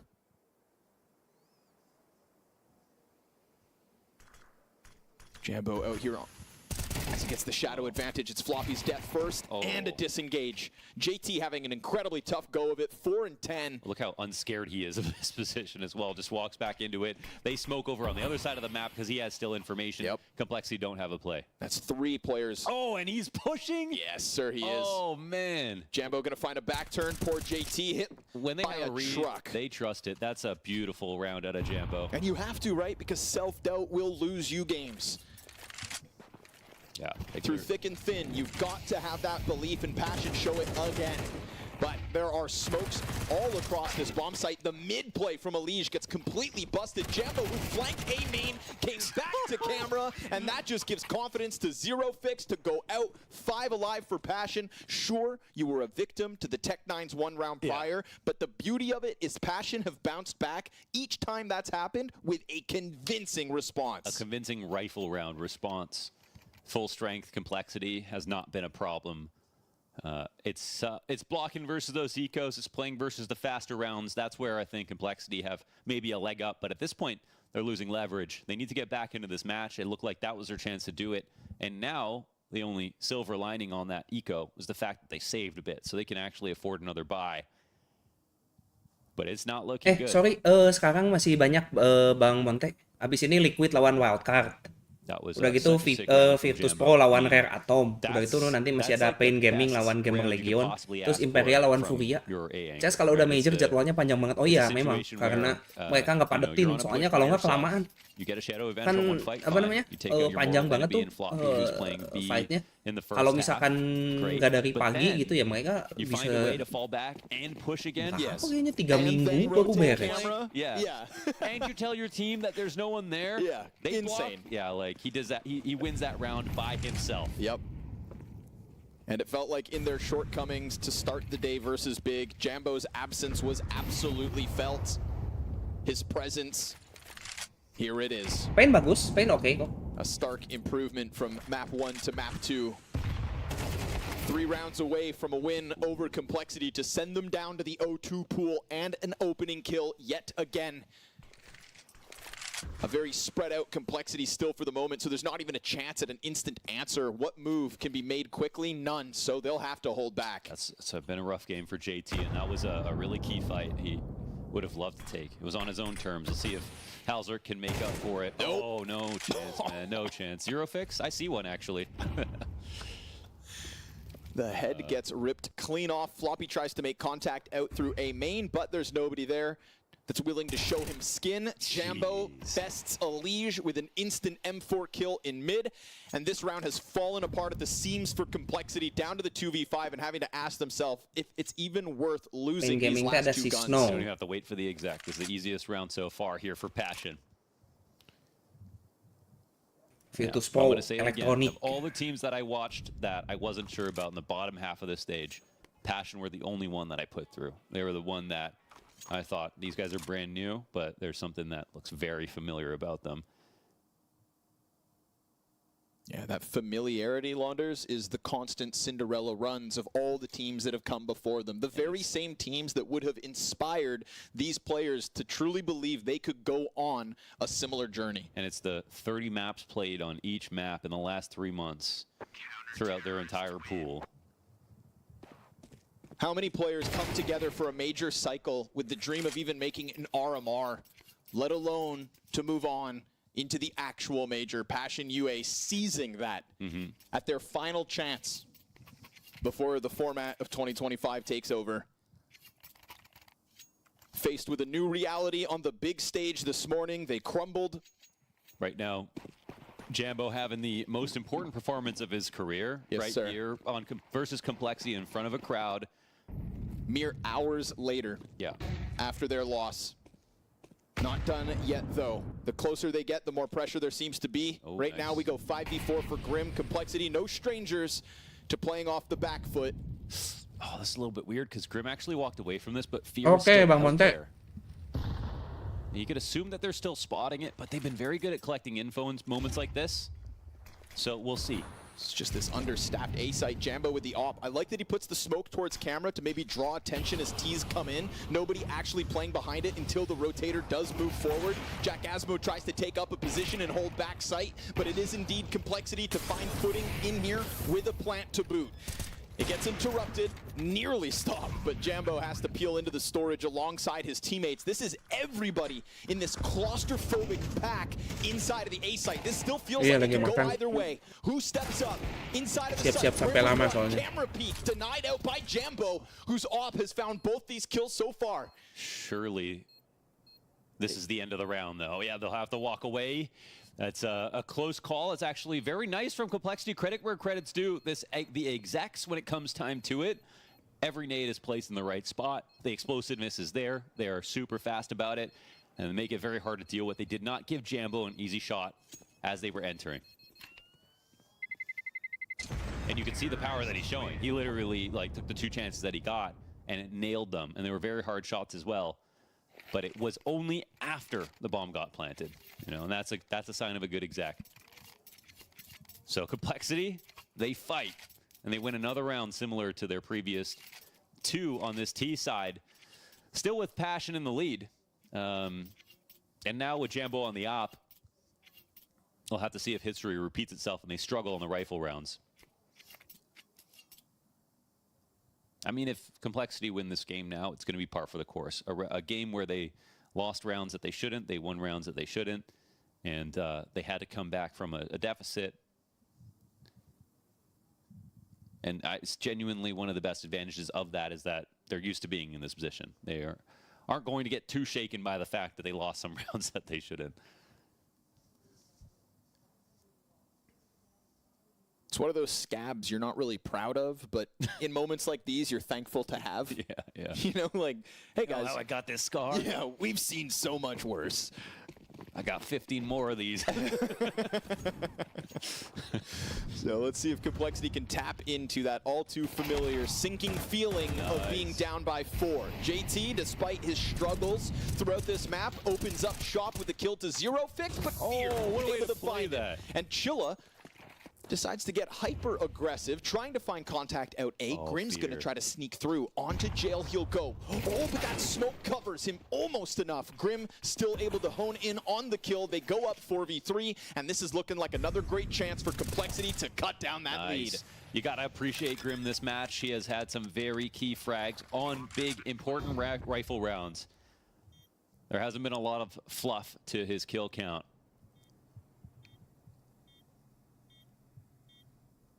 This one's well fought. JT, that's his 5th kill, but it's a 5v4 and a key moment here for Complexity.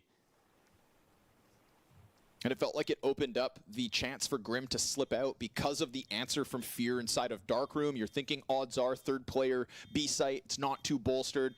Grim slides out, finds the reopening of the bomb site, and makes sure that Complexity take away an 8th. So that lead cut down to a measly 3 rounds. Yeah. Passion knocking on victory's door, but not there just yet. You know, Elysian Grim being at the top of the board is a good sign. It does feel like a 3rd player is going to have to join them if they're going to pull off a comeback right now. There's not a single player playing like Jambo on that side of the board. They keep the economy alive here as well, right? Passion still fully equipped as they come into round number 20.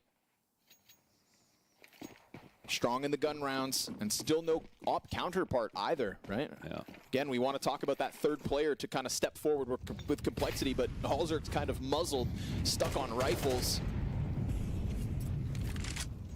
See if JT can cause problems towards Dark this round.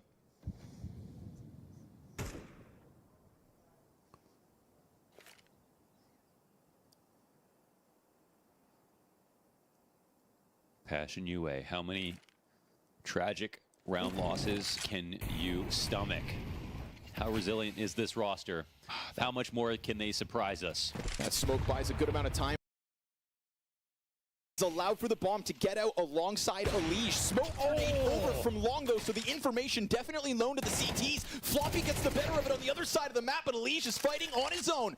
15 seconds between 2 CTs. He gets another headshot. He stops it. Elige is able now to plant that bomb because Jambo's not going to stop him, and he has single-handedly created this chance for Complexity to keep him on an edge. Wait. The momentum continues. The CT's in between. They can't lose track of Jambo. Oh, it's 2 separate 1v1s, but Elige is finally dealt with. And as Jambo misses his shot, Floppy, who killed the player on the other side of site, has to charge through and is indeed stopped. Passion will take GG, welcome to 02 Complexity. Man, that was actually perfect with the way they helped each other out. Jambo was safe as soon as his teammate came in as a rotator. Elige could not come through with that flank. There was no way to safely approach from E-Box. And somehow Jambo floating out in the open was totally fine. Elige had to turn back and walk the other way around the pillar. But then he thought, maybe I get off if I do this.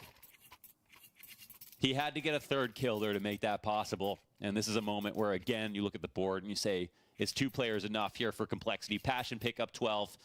Just a bit more even-handed when it comes to their performances so far. Everybody on 10 kills or more. And maybe now this is where the real pressure starts for them. This is their chance to win in front of the biggest crowd they've ever played on. A very big upset. Oh, and wow, nades sizzling in there. But and one step is just enough, and he will actually get away. Anything offered up by Jambo now in round 21. An offering from God as a frag grenade, another tick of Molly, anything would have sent him to the sidelines and given Complexity a 5v4 to work with, but now they have to be cautious every creeping step of the way here for Elige. He knows Jambo could be around a corner, but Jambo does indeed throw himself to the B site, reopens the rotation for Fear to come back into mid, and now Passion have to be cautious that somebody followed Jambo. They did indeed. Elige awaits them, but he does it alone. Yeah, I mean, it's a pretty big trap. We've got a lot of variety here on the setups on the CT side. I don't know if we've had that many late round mid lurks on Complexity. Instead, I think they're going to clasp her utility, chill, go back towards the A site, activate Elige now. This could be the timing. There's going to be no Temple Peak to come forward because of that majority over towards B. Elige versus Jacasmo, but the... Oh, it goes too far. Jacasmo in the perfect spot, maybe. He holds. Oh, what a shot. That's much needed from Elige, but if they think that they can wrap around... Oh, never mind. A double headshot entry coming out from Elige and Grim. That's what Complexity had to bank on. This is Nice, come back, Spiel. Come on. they need. The individual level of Complexity gives Passion UA one more round to think about. And Jacasmo put himself in a great spot to punish versus the nade that went too far past him. Grim obviously hit 2 great shots there. Another excellent multi-kill round from him. And they're saying 2 players is enough. That's the argument that they're putting forth right now. Well, when they work side by side like that, absolutely is. No save allowed by Jambo. Stopped at 23 frags. 3 map points for Passion. Nothing saved, and there will be nothing purchased here on this round. Unless they want to force down and save twice. I don't know if that's going to... I think even in a round like this, you wouldn't want to spend to 0. So we're going to have attack pause called, I think, specifically to talk about the money at the moment. Complexity know they have maybe a chance here. Loss bonus only at 1,900 here for Passion.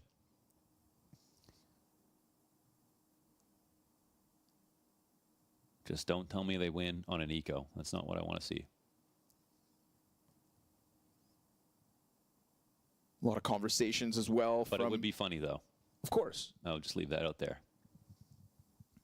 Funny for some, crushing for others.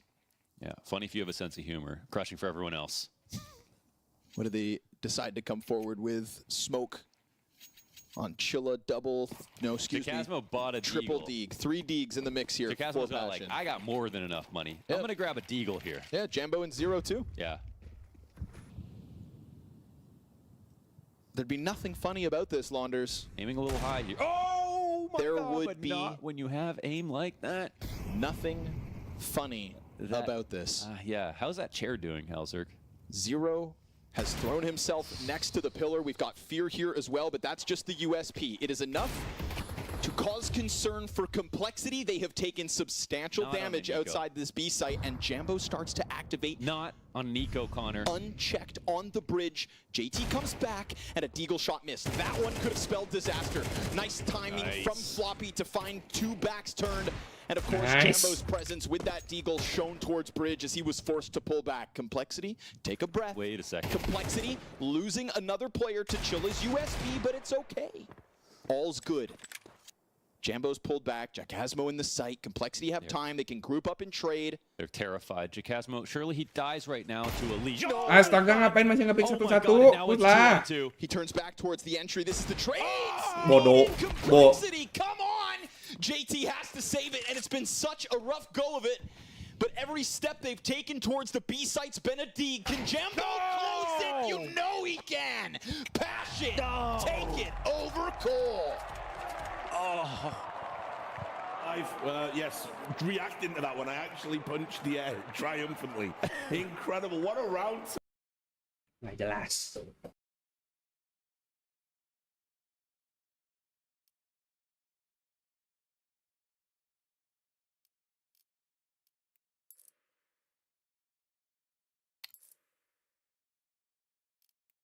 Aneh, mereka udah menang jumlah, masih pengen ngepick 1 lawan 1. Bang.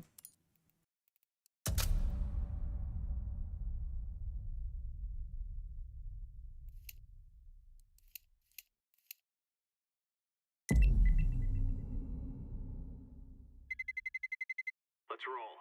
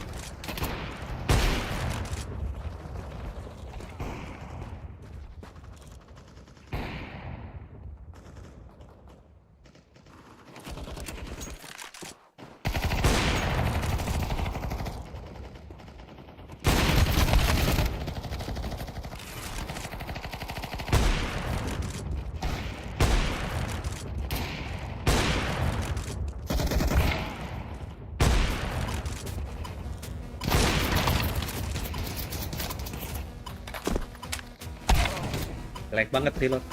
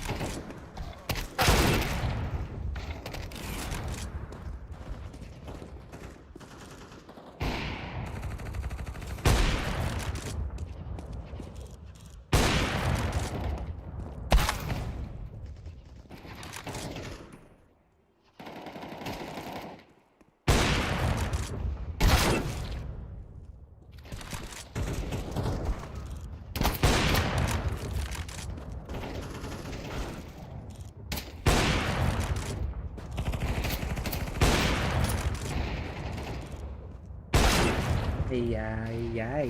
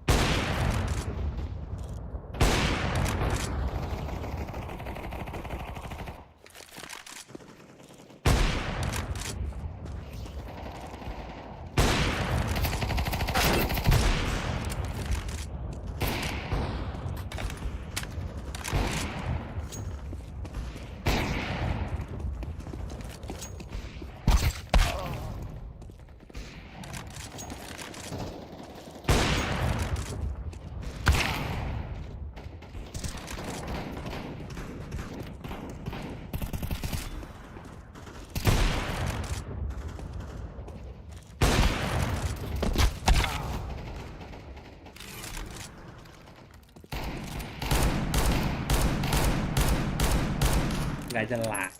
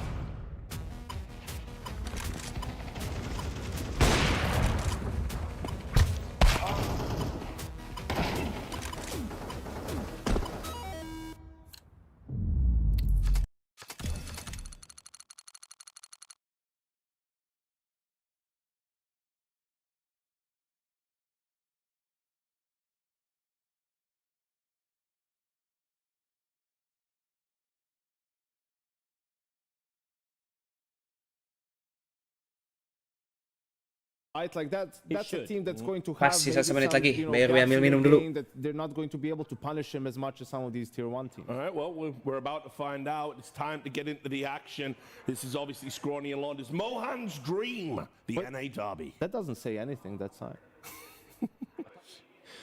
Thank you, Richard. Thank you, Blair. Thank you, Yanko. You're right. Mohan's dream. Why is that, Mo? Is it because our man Stan is inside the server and looking to take Liquid's head off again? It's because for the first time ever, we can't lose. Someone wins here. We are guaranteed a victory over in North America. I have to wonder, obviously, if Wildcard can win the rematch versus Liquid. It's something to win the first time, and it is not a surprise that a player like Stanislaw, who can do it with prep, especially versus a team that he is coming up in the same region as, to figure out how to do it. I'm not surprised to see that. But to win the rematch is, I think, a different level of accomplishment. I think if Liquid lose this would be amazing for Wildcard, of course, but it would be a pretty big tragedy for Liquid on this day to join in with Complexity, who are also well, had a worse day, that's for sure. Yep, the worst day you can have. The worst day you could possibly have. That's actually... At least both these teams walk away with, at the very least, one win. But let's see if the rematch on the same map can go the same way. Yakindar under a microscope as of late. And he gets killed trying to reclaim middle off of an aggressive stance from Team Liquid. Wildcard come out 4 versus 2 in a pistol. I think the analyst desk highlighted it well, right? This could very well bank on another underperformance from Twists. Will you get such a poor Inferno performance from Twists in back-to-back best of ones in a head-to-head on the same map, etc.? Yeah, you know, and most of us would say no. Most of us. Very unlikely, but... You know what else is unlikely? Wildcard being at the major. Wildcard being one of the first 2 teams to qualify through the Americas RMR. Yeah, for them to beat Liquid and Pain and Fnatic. Ooh, it's all unlikely. It's the beauty of their story. Naf down into the 1v3 clutch for the pistol, gets double face from sight, and Wildcard will indeed take first blood. And it's excellent. I mean, I just love to see Stanislaw sticking around for so long. He was very comfortably in the tier 2 of NA, not making too much noise, not bragging about accomplishments, just playing, just building up some of the newer players in the region. Obviously getting some support from other regions here, but also players who are not established. They didn't make any blockbuster buyouts. They're bringing in Fuzi, who is playing with NIP in the Academy League. And Jaba, of course, who has been taking names recently, looking very solid overall. You know, Jaba ends up being the North American that Stan kind of puts all his chips on, right? As this team has gone through transformations, as his run in NA, as he's kind of siphoned out some of the other North Americans to bring in European talent in Fuzi and Susp. He has very much kind of brought Jaba up to this level, and his hype lies behind him, which is fun to watch. We'll see if it, you know, all comes to fruition again tonight. And I would say on the other side, we've got Ultimate, who has been very exploratory with his playstyle. He has gone from very aggressive openings to playing a little bit too passive to trying that again, and in there had a period of slump, a period of reinvention, I think I call it. Yes, sir. So now with his form coming back a little bit more, it's going to be interesting to see where he's landed in terms of where's that sweet spot, and has he found it right now, just in time for the major? That's the question. But look at this round. So far, so good for Wildcard. They've ISO'd JKS on the site.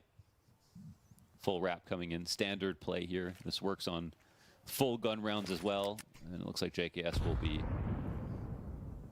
as good as dead, you would assume. Nobody coming in to help him. You've got no support, brother. Hate to break it to you. Mac-10 comes gunning forward. Stan takes the head off. And that is the conversion, sure enough, for Wildcard. Yeah. All of that practice, preparation, game tape that he would have studied to deal with Team Liquid in their opening game of the RMR.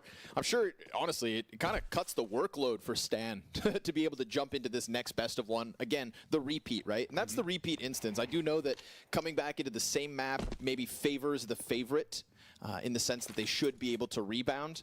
But if we value Stanislaw's prep, right, then I think that there's no arguing that was why the upset happened in the first place. Sure. And I do believe there is a chance they can tap back into that again. But it'll also boil down to individuals, right? And whether that's a positive performance from somebody on Wildcard, or yet again, this negative, slow start that we saw from Liquid last time. It's like Yanko pointed out, Yakinder plays B on this map. It's the most important position on the map, bar none. Most important part of the map on Inferno. His performance needs to be good. You know, as long as he's still in the event, and regardless of how the rest of the season went, for Yakinder, it's all about this major. It's all about this match right here. All your sins can be forgiven if you go deep in the major. Especially as that major now ends the season of Counter-Strike for the very first time. A welcome change. So many questions left to be answered here for Counter-Strike in 2024, and we get our answers in Shanghai. For better or for worse. The tale of Team Liquid will be one of promise, right? Of peaks, potential, and Ultimate's ability to usually farm lesser opposition like this, because as he had gone through his period of reinvention and exploratory phase, right? There's one thing about Ultimate, when he plays lesser opposition, he is at the top of those charts. Sure. And it's versus Tier 1 that maybe we start to see his kind of shortcomings. But this should not be the problem, right? We're talking about a team put together by, at times, rejects. Sonic had been a North American representation for so long with his other, you know, the bravado South African players. There was a time where he didn't think he was coming back, and yet now here he is, literally playing the best Counter-Strike of his career. Oh yeah, highest rated ever. Yeah. Fuzi, somebody who even within Europe gets rejected, right? You know what Fuzi's last team was? Rare Adam. Rare Adam. Process oh my God, yeah. That's You know? right, that's right. Maybe he'll have some fans here in Shanghai. Couldn't make it happen with the Asian Counter-Strike, trying to make it happen in NA. But here we go. Pistols. There's a lot of GTs here still, actually. One more to the backside. Twists empty-handed. Ultimate by surprise. Slides out. 10 seconds to the clock in the 2v2. It's the perfect distraction at the perfect time. Back turn to Yakinder. Looking for the second stand into the clutch. He tracks the SMG as it swings. He predicts the peek off short. Oh, the bullets are running out. No, but he's got it. Wow. All's good. All he needs, 5 HP for Stan to post their third. Yeah, that's a huge clutch. That is huge. Liquid definitely could have won that round. I think right after that frag, after swinging to default, I think moving to default was the wrong move with his teammate wrapping around slowly. He couldn't buy enough time. And a 2v1 where they both swung at the same time would have definitely sealed the deal there on Stanislaw, but it was still a hard position from him. Low on ammo. 3 kills, no deaths. 3 rounds here for wildcard. Best start you could ask for.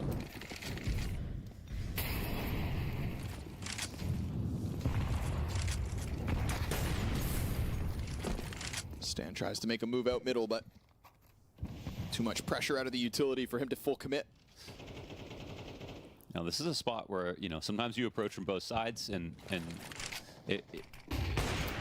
okay, if they just do that, it's safe for Ultimate. If they come in from both, it's a little bit more risky.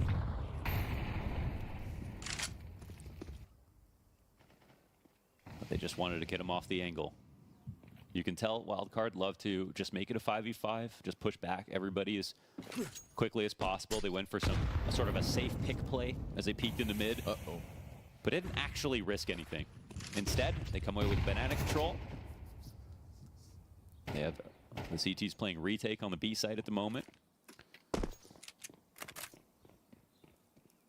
And they're forming the exec pretty quickly now. Yeah, even with that missed Molotov, they still fancied their chance by walking through smoke, laid down the full exec, and Naf's gonna try to underhand a flash here for Yakinder. He comes out and they don't see him. Oh yeah. It's a good double, and Naf's gonna deliver himself another.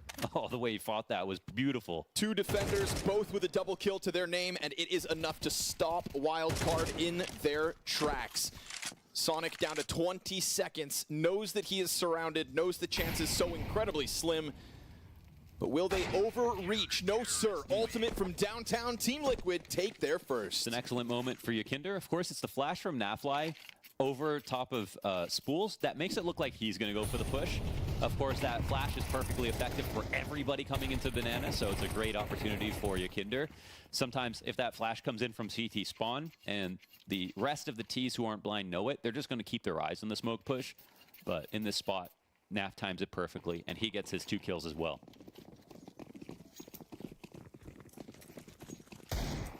Team Liquid stopped the bleeding in round 4. Unfortunately, Wildcard, because of that round where Stan's able to post the clutch, here's the limits. Oh, Fuzi, no, he has a chance. That is such, I mean, balls to the wall. Balls to the wall, and that's a play we know Fuzi likes to make. But you just got to land the shot. As simple as that. That's the op. There's no other rifles on the board here for wildcard. That would have been the 5v4. They can go ahead and pick it up. Yeah. It's a key weapon reclaimed. But Ultimate's also standing here on the prowl, so supported with that forwards bracket control at the moment.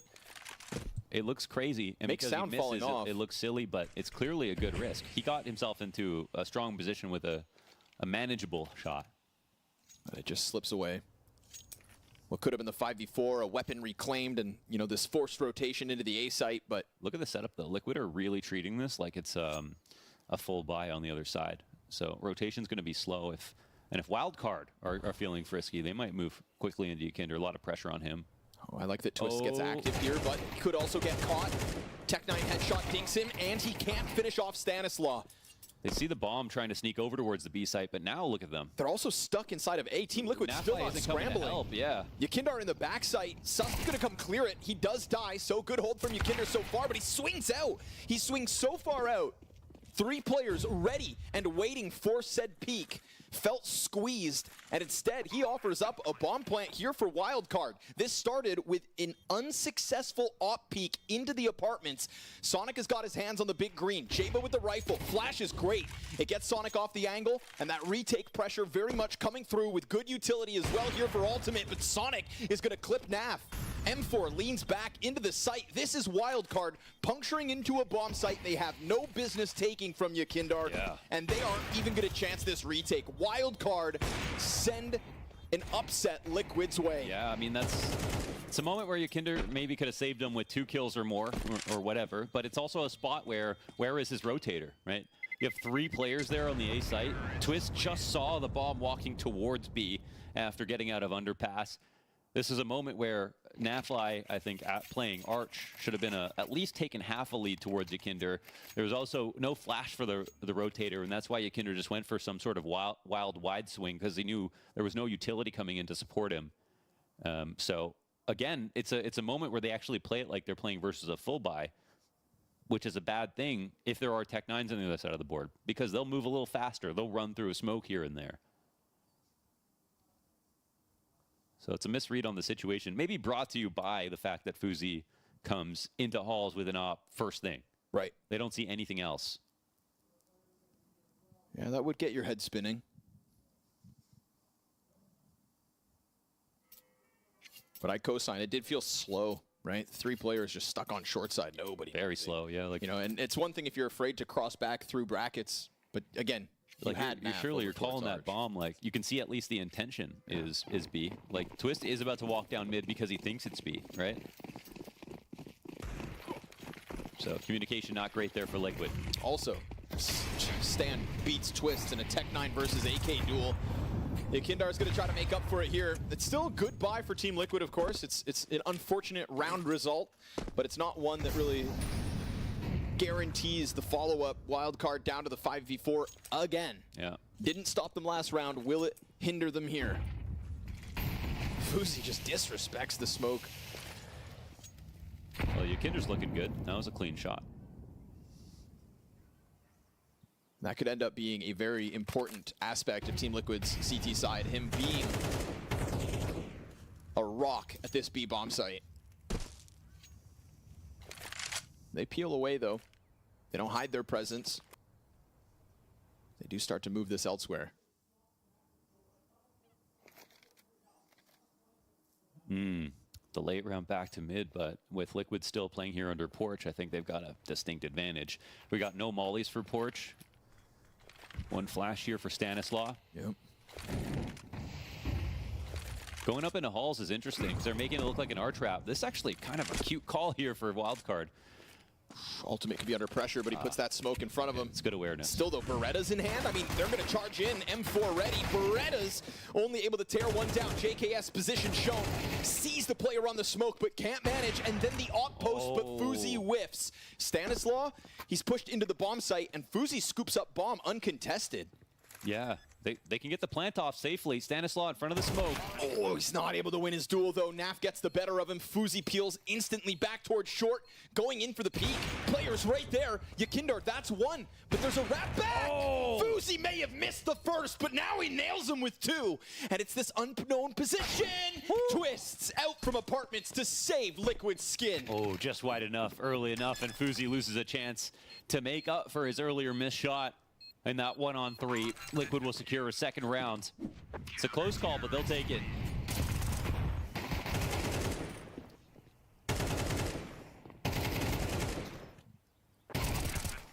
I mean, Liquid did make good use of the clues. Of course, it's not ideal to have a dualies out in pit waiting for the Halls exec, but he's right that they were going to come out with multiple players, and that off wasn't going to be enough.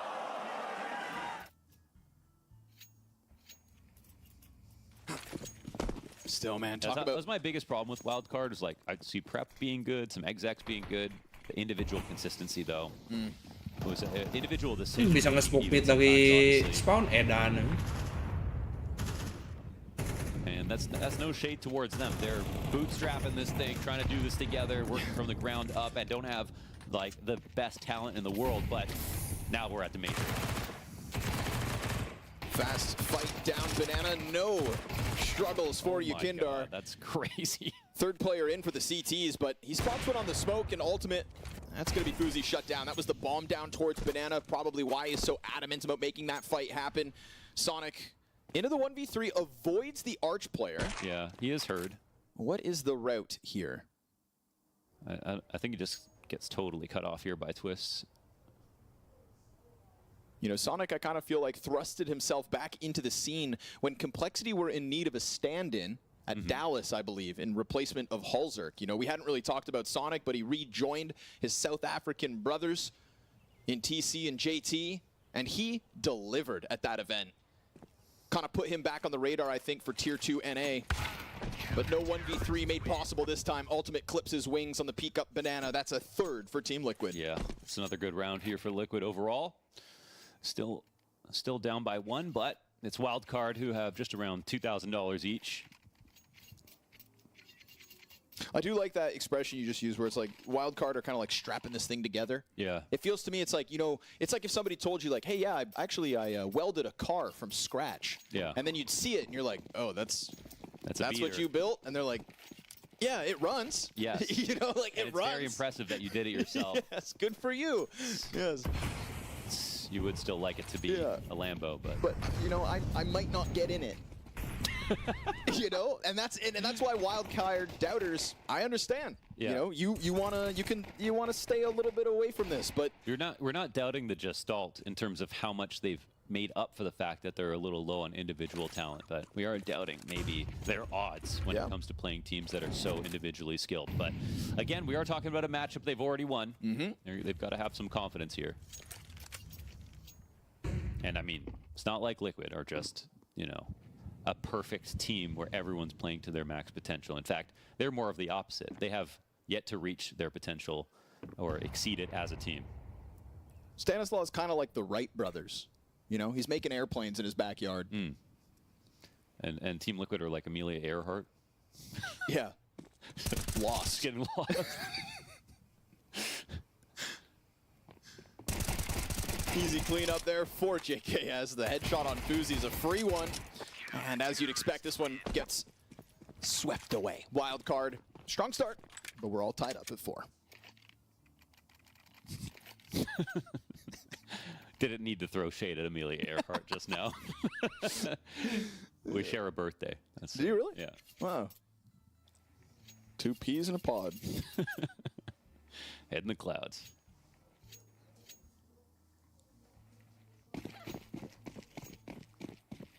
Except you vacation in Hawaii, and I'm pretty sure she landed somewhere in Bermuda. Yeah. Where was it actually? Because we were talking about her in Hawaii. I wonder. Okay. Don't worry about it. I'll get to the bottom of that. Yeah, I think they've been trying that for a while now, but hey, man, Mohon's on the case. As is Yakindar. I feel like his confidence over towards this B site has been a boon for Team Liquid as he just heads right back down into the cubbies of B. Again, not too worried about Wildcard and what they have to offer. And he's doing it on his own. His ultimate plays close on smoke. That's a dangerous game. Fuzi in with the headshot. And that is pressure on an A site, but an A site that's stacked. Right now, Team Liquid trying to take a fight up short as we get this reroute from Fuzi through CT spawn. Are Wildcard able to disengage and come back at this B site from both directions? Because right now, I mean, the possibility of the CT push has to be known. Fuzi. You get Yakindar caught off guard, not ready for the deep peek. Yakindar goes back at Banana, lines up 2 players, and almost pushes Susp off the ledge. Twists hot on the heels of the Banana push, but they are going to get into that B site before he can do anything to stop them. And this could be Wildcard making the most of that rotate despite the whiff. What's going on though? Are they actually not going for it at all? It's still 3v3 and they're looking around. Finally the bomb gets planted and they are just not even going to give it a chance. How did that happen? And it's like, again, you know, where's the early rotation? Yes. You know, where's the early help just in case it becomes a situation like that?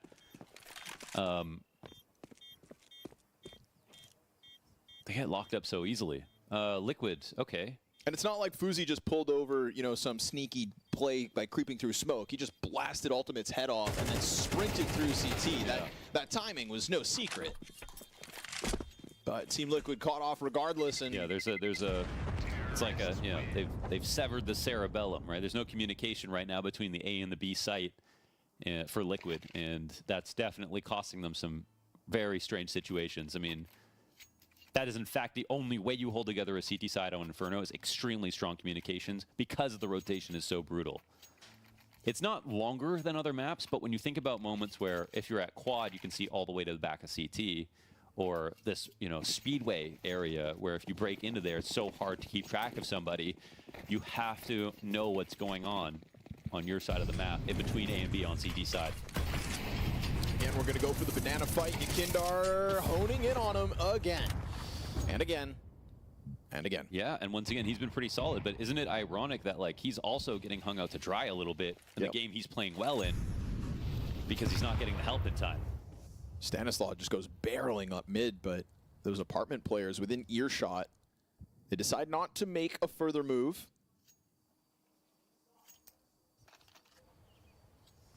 Wildcard happy enough to just retreat.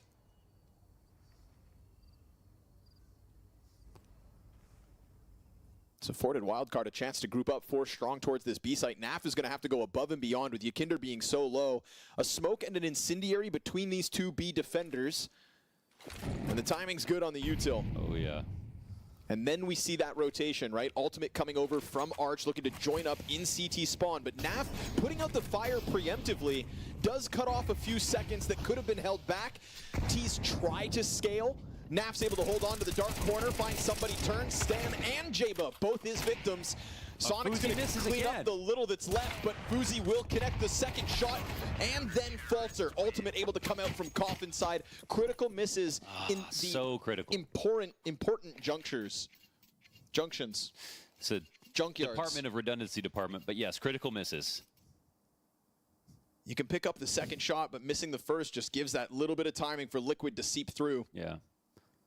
It's like that 1v3 came down to the last frag, but he could have just hit the earlier shot and it wouldn't have had been there.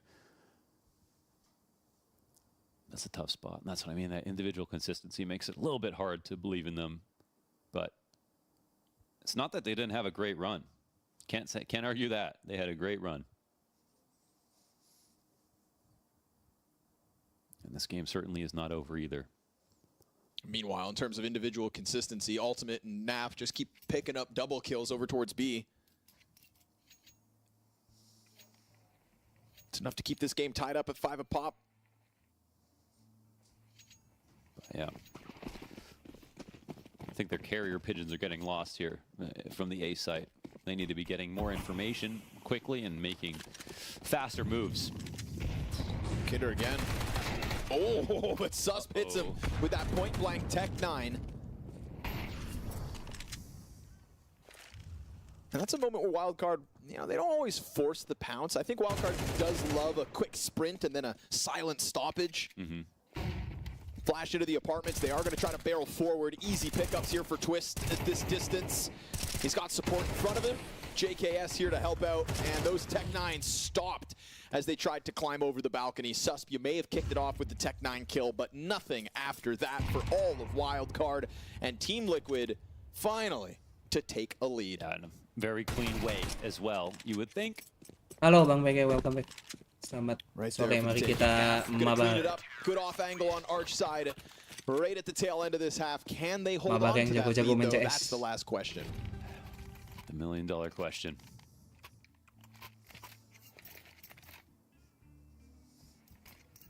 Jaba's not lighting it up just yet. Wildcard have had some good calls here. They've won an eco round or two. Some big moments for sure. It's just that Liquid looks stable enough. Despite their weird rotations. So. Yeah. But, you know, this is a better CT side than what we got out of this head-to-head at the RMR. That was a 9T round half for Wildcard. And there's like a little end of the half taste of aggression out of Ultimate. No molly bottom mid, runs the risk, off the read, trusts himself, and profits.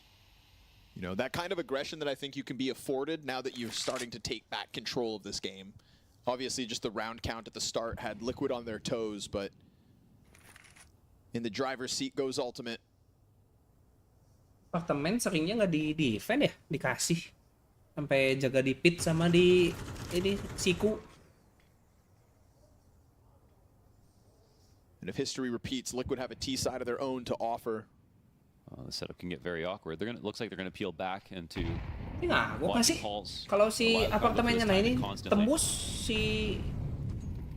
Molly actually just di elbow-nya allows them to hold their position a gampang little banget longer. kena. Down to the 45-second mark. Make sure nobody's actually pushed up. Does land that shot. JKS holds his over towards Pit with a Iya tuh, kayak sekarang Pitnya kalau keambil si yang di tengah ini di itu kan langsung tembusnya parah That's a killer aja. second headshot at a desperate position with 8 HP and 25 to the clock. He'll scoop that bomb up and it will be uncontested.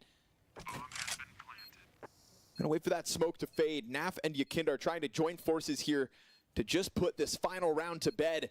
Sus with 2 killer headshots, gonna have to do it 2 more times if he wants to post this 1v4. Ready for the player towards Library. Contact made, that's 3. Susp looking to go above and beyond as Yakindar creeps in behind him. Susp not realizing it, but now that molly pops and it's off the mark. Susp locked into the corner. Yakindar comes in to clear it and will deny him his clutch. Oh, what could have been. Oh, yeah. A 7-5 half for Liquid instead. Yeah, another nice try in a very desperate situation here for Wildcard, but still Liquid that stabilize. I can't help but feel like they're playing with a little bit too much respect in some of these moments. Some of the rotations are slow, some of the retakes are just a little too calculated where it doesn't feel like they're trusting their individuals as much, but credit to Wildcard for trying to take advantage of these situations. They are hitting some pretty cool shots, but it's not coming together for the rounds in the way they need it. And those cool shots from individuals here and there, it never seems to be at the same time.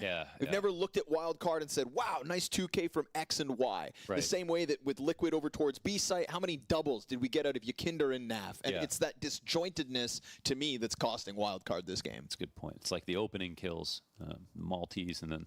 Or a clutch attempt. Nah jelas daripada just diem, unfortunately for gak ada Wildcard, efeknya there's a point soalnya. there.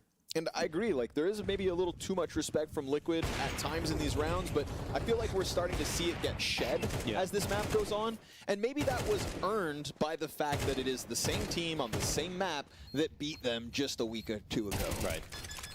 So, Kadang safe suka dapat perhaps, apa? Team Liquid, but in this head-to-head, 9 rounds on a T side was suka ada drop souvenir memang, cuman if Liquid can take that newfound confidence we started to sekarang see jarang shine pisan through, souvenir gratisan. run away with it. Wildcard may be sent to the 1-1 pack. Twist had a pretty uneventful first half, 6-4. Soalnya chatnya juga nggak ngerti apa-apa, makanya nge-spam gitu supaya nggak kosong chatnya doang. Find 2 in the corner. That's nice. Nice little snapback. Good to see That's his old Yakinder. Yeah, play from the first half coming through already. Stanislaw holding with a smoke and frag on his belt. Opens the smoke to try and catch one, but it doesn't quite clear it all, so not an easy shot whatsoever, and he loses his rotator deep CT. Puts out his own smoke ahead of the cross smoke so that maybe they could try to cheat their way into a retake, but it's looking so desperate. Sus running for the hills already. Well, that's brutal. Round like that out of Yakinder. What can you do about it? The second shot was like a flick on glass. Beautiful stuff. And I feel like you can really notice the time to kill has come down. You can really feel it now.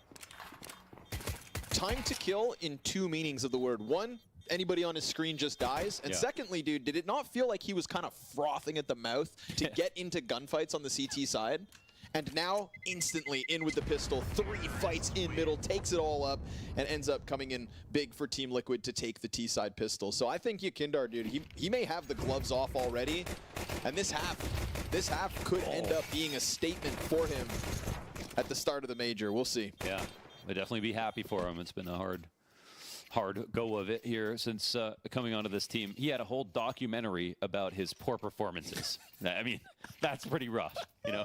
And credit to Liquid, it was great because it humanized it. It's right? real. The way, it's real. That people needed to see is really well done. But when you think about that on its own, like that's like the first time that's happened, and it was warranted, you know. It wouldn't have been right to be like, here's this player we want to highlight and how good he's been recently or whatever. It wouldn't make sense. And I feel like a lesser man wouldn't have signed up for that. And if there's one thing Yakinder is, I think it's real about the struggles. Certainly hasn't denied it. It's not delusional. Easy pickup here for Twist. Sonic kind of flustered out of the back of the bomb site. So in a round where Wildcard have so little to work with and Team Liquid have such an advantage at the start of this T side. Man, it's starting to feel to me like Team Liquid are about to just swamp what's left of Wildcard. Yeah, feel that too. I mean, it was, Yanko brought it up. Yakinder's the win condition. Yakinder did his part, definitely, in that first half. There were weird things about the half, but no questions about Yeki. So that'll be 9. Wildcard, they obviously can still do this. And fact of the matter is, I think they've got 4 comebacks to their name so far between the RMR and now. So they've been playing from behind.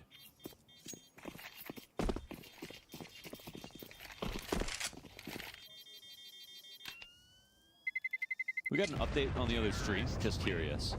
Would you like to know? Liquid masih di-carry sama Yakinder. Titillating you, Launders? Oh, yeah, it's titting. Virtus Pro 12-4 over Rare Atom. Okay. Iya, VP main. Waduh. So. Bentar ya, maaf.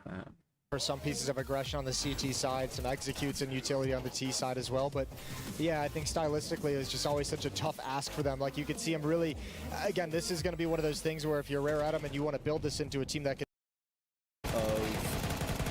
Chinese fans over when they eliminated Drillas from the Asian RMR, because it kind of felt like FlyQuest stepped up to defend what is Asian Counter-Strike's turf. Yeah. And now with FlyQuest obviously opening up 2-0. I mean, I'd be cheering for him. True. It's one of us, you know?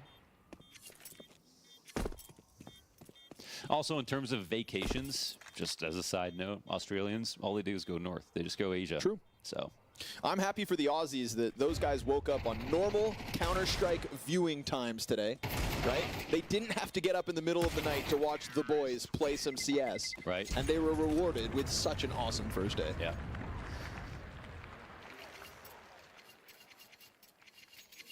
Oh, but I have to get up early to watch. So what, Euro nerds? Yeah. It's your turn to get out of bed bright and early. I can't with the entitlement. You know, it's like kind of unreal.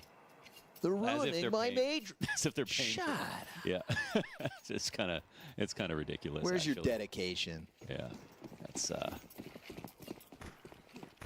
They're not catering to my needs. No, that made me. I was very disappointed in the community for that one, a little bit for sure. All right, gun round, baby. Let's go. Wildcard, well, you got anything to offer us? Somebody's going to have to step it up. We've had good things from Sus, but clutch attempt here and there, but Ooh, man, I look at that scoreboard, and it's a bit of a peak. Sus peaks into ultimate. Now the tactics are flowing. Yeah. Then again, this T-side just looks to be... This T-side looks like it has been prepared, you know, for this rematch. Thank goodness. Able to tap into the game plan. There's no doubt that this loss versus Wildcard would have sent Team Liquid back to the drawing board in terms of their Inferno in general.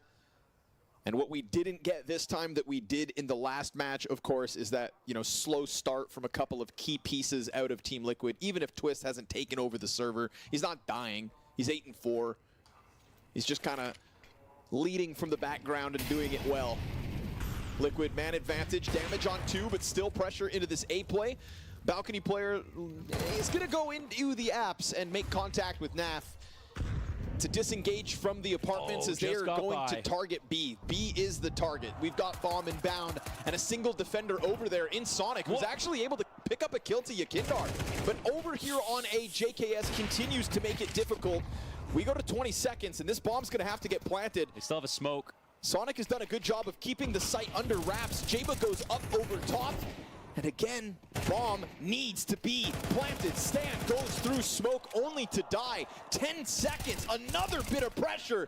And that's Jaba dropping the bomb in the dirt. This late lurk from JKS will find no other target. Wildcard, thanks to Sonic, hold the line. Yeah, not bad. That looked a little silly, but when you look at time as a resource on the clock there, they had enough players to keep running through and forcing whoever was planning to get off the bomb.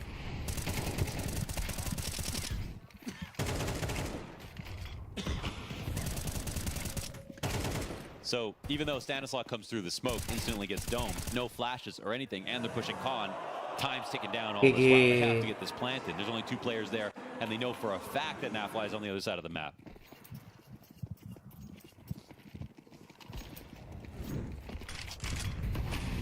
Nafly or your Kinder? JKS. JKS, okay. 50-50.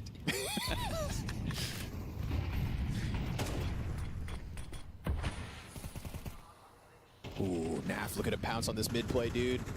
Fuzi just makes a ton of noise on the fallback, so I feel like Naf will be happy to kind of move around, keep the pressure up on A. Meanwhile, Spam comes out through the smoke on B. Yakinder's playing a dangerous game, but gets away with it. Twists ends up taking half the damage instead. And Yakindar kind of muscling them back, at least towards the top of Banana. Naf, who heard that fallback from Fuzi early, looks to pounce out from Balk. Odds are he won't do it alone, so a slower approach from Liquid out through middle. They'll find no resistance from the right side of brackets other than these nades, or will they? Fuzi starts to push out. We've got CT starting to take a look down mid. Missed op shot from Ultimate. Oh, and he gets pounced on. But JKS wins the fight on short side. Stanislaw swings. Sonic trades that, and Naf has been hesitant, worried about this kind of a position. Locked in by Jaba, and Yakindar still over towards Banana will find no chance to help Liquid on their A endeavor. So a 1v3 is demanded of him instead. Another good example of them all keeping up pressure at the same time, poking into the exact same angle with different players and different timings to make sure they all died in mid. We can see them running through. This mausoleum of bodies here for Susp, and it's a 3-round game here for Wildcard. Maybe we can get another crazy comeback out of Wildcard. Yeah, well, they didn't shy away from any fight. Not one moment in this round did Wildcard really let Liquid breathe. And we'll see if this ends up stumping Liquid, as this T-side looked like it was boiling over in confidence at the start of some of these rounds. Definitely when they had the weapon advantage, but there's still no clear star on Wildcard. They need to get it together. Fuzi's got to hit. You know, if we get another bad miss, you know, that's going to be one too many at this point. Yeah, no star. But that last round was everybody. Oh, Susbot tagged. Yeah, Yakindar so ready. Oh, but he gets turned on, and Sus able to get himself the double pistols out. Okay. It's good for the third. He swaps to the Galil and has still support from top mid on for the ace. And he's going to have to close it because Sonic gets hit in the background. Molotov will spread to him. JKS 1v5, if only he had more health and he could have survived the nade. Wildcard not going to give Team Liquid a chance to catch their breath. My fault. I said no clear star, and we get Sus with a 4K, 19 and 13 now off that round. He could have died to the first guy and instead got 4 frags. Crazy how much one individual play can make a difference. And now it's back to bum guns here for Liquid. 3 smokes on this round. It's going to come with an idea.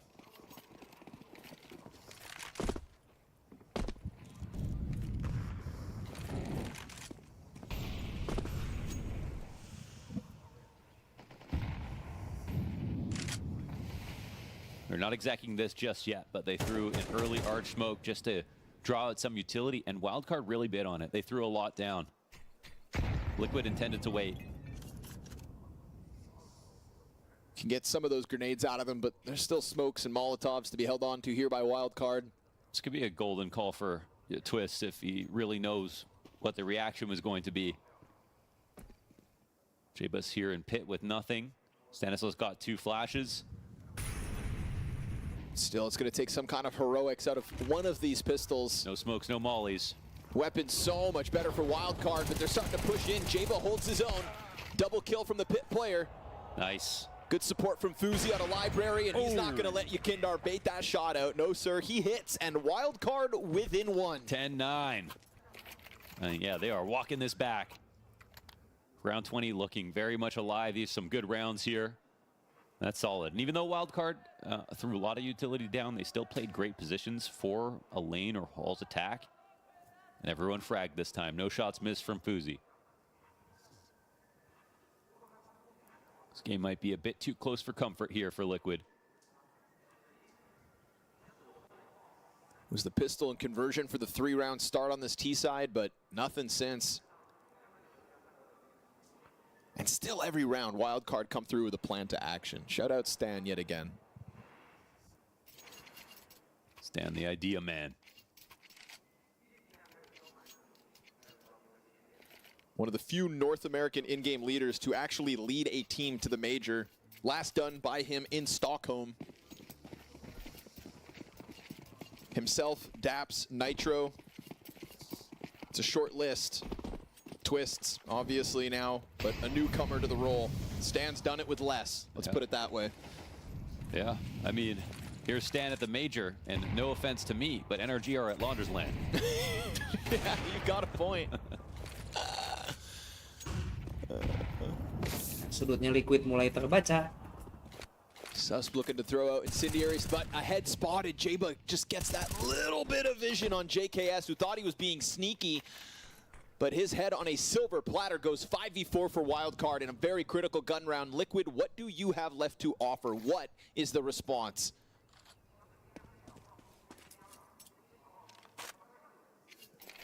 What was starting off to be kind of a Yakindar attack on all fronts as he's kind of been slowed down in recent rounds as they've crept and crawled and tried to put things into position.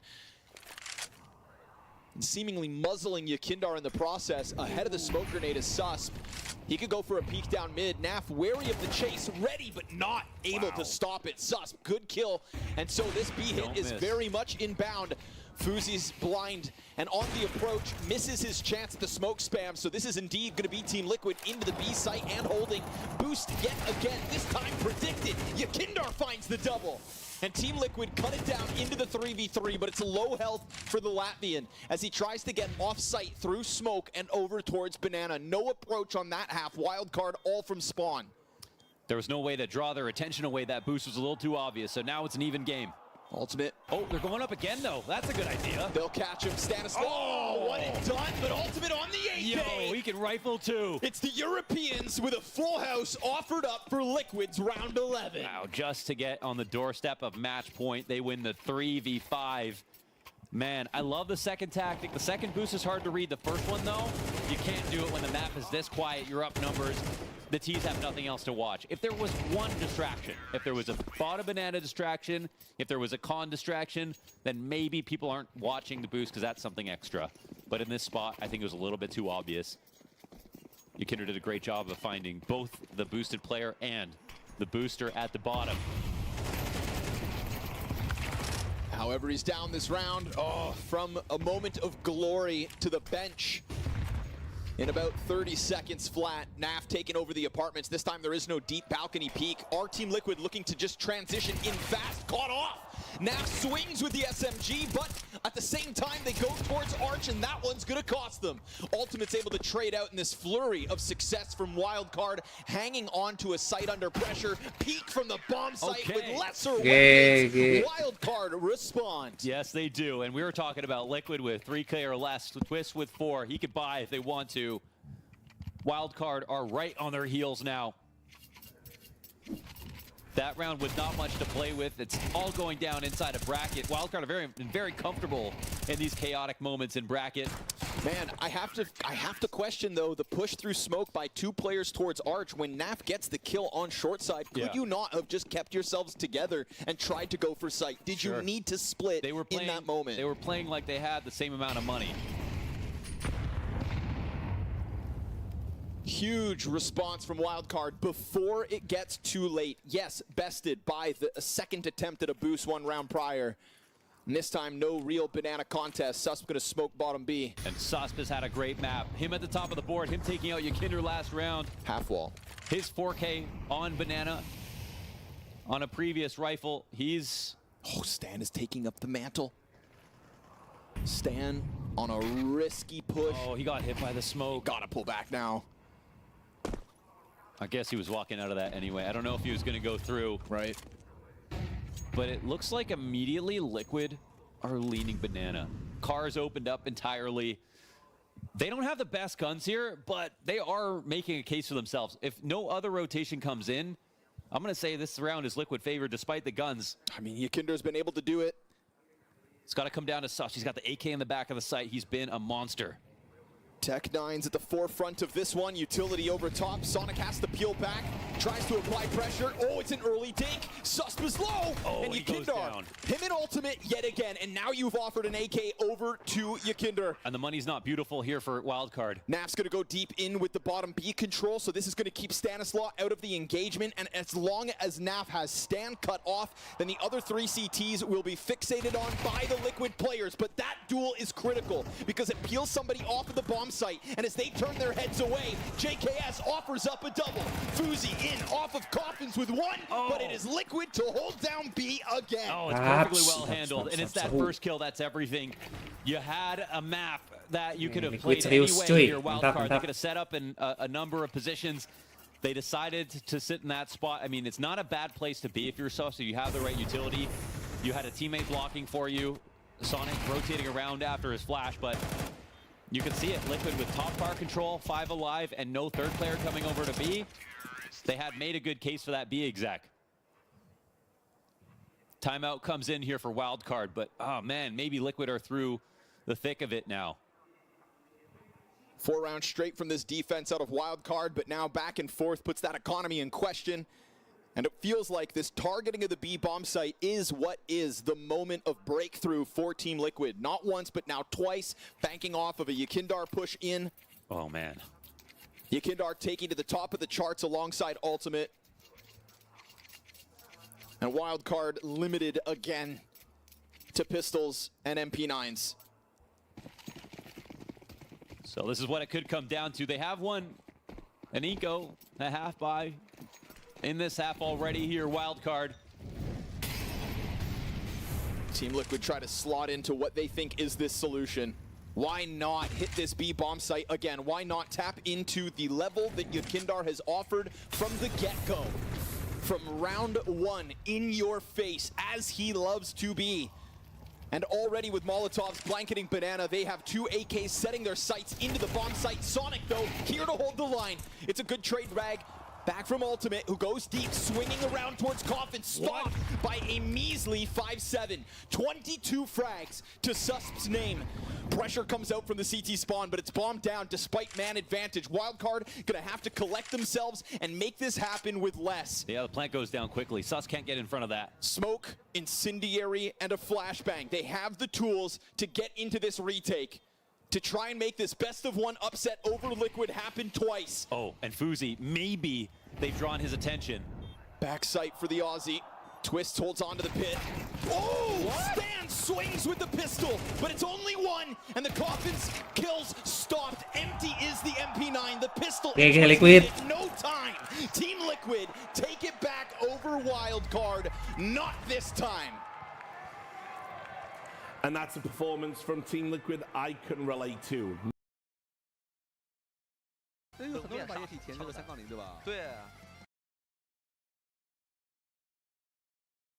Managing your energy level and your grinding levels and you know, kind of focus heading into specific events.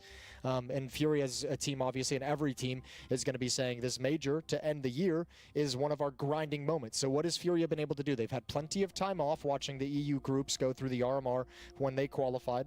They had, what, like 2 weeks off, essentially, you know, between then and now. So coming in cold earlier today, and now it's like, we can't do that. This cannot be a bad day. That has to have been a bad game and isolated there because we put all this work into the past 2 weeks of playing and looking and watching demos, probably, you know, 10 to 14 hours a day, all focused on Counter-Strike, and it all culminates in this. So it's not the time to take things off. It's not the time to lose your mental. Total itu teh ada 16 Now is the time to show the work that you put in is going to have results by handling the teams you should be able to handle. Well, getting rid of Dust 2 is huge for Furia because this is the map that Imperial sekali tanding 4-4-4-4 ronde 2 udah beres sih sekarang. Imperial played earlier today, showing that they want to have it as an option. So this fight goes to Anubis. And I think not yet proving it yet, though. Yeah, true. But I think with Anubis coming up as the map, it just points towards Fury even more now.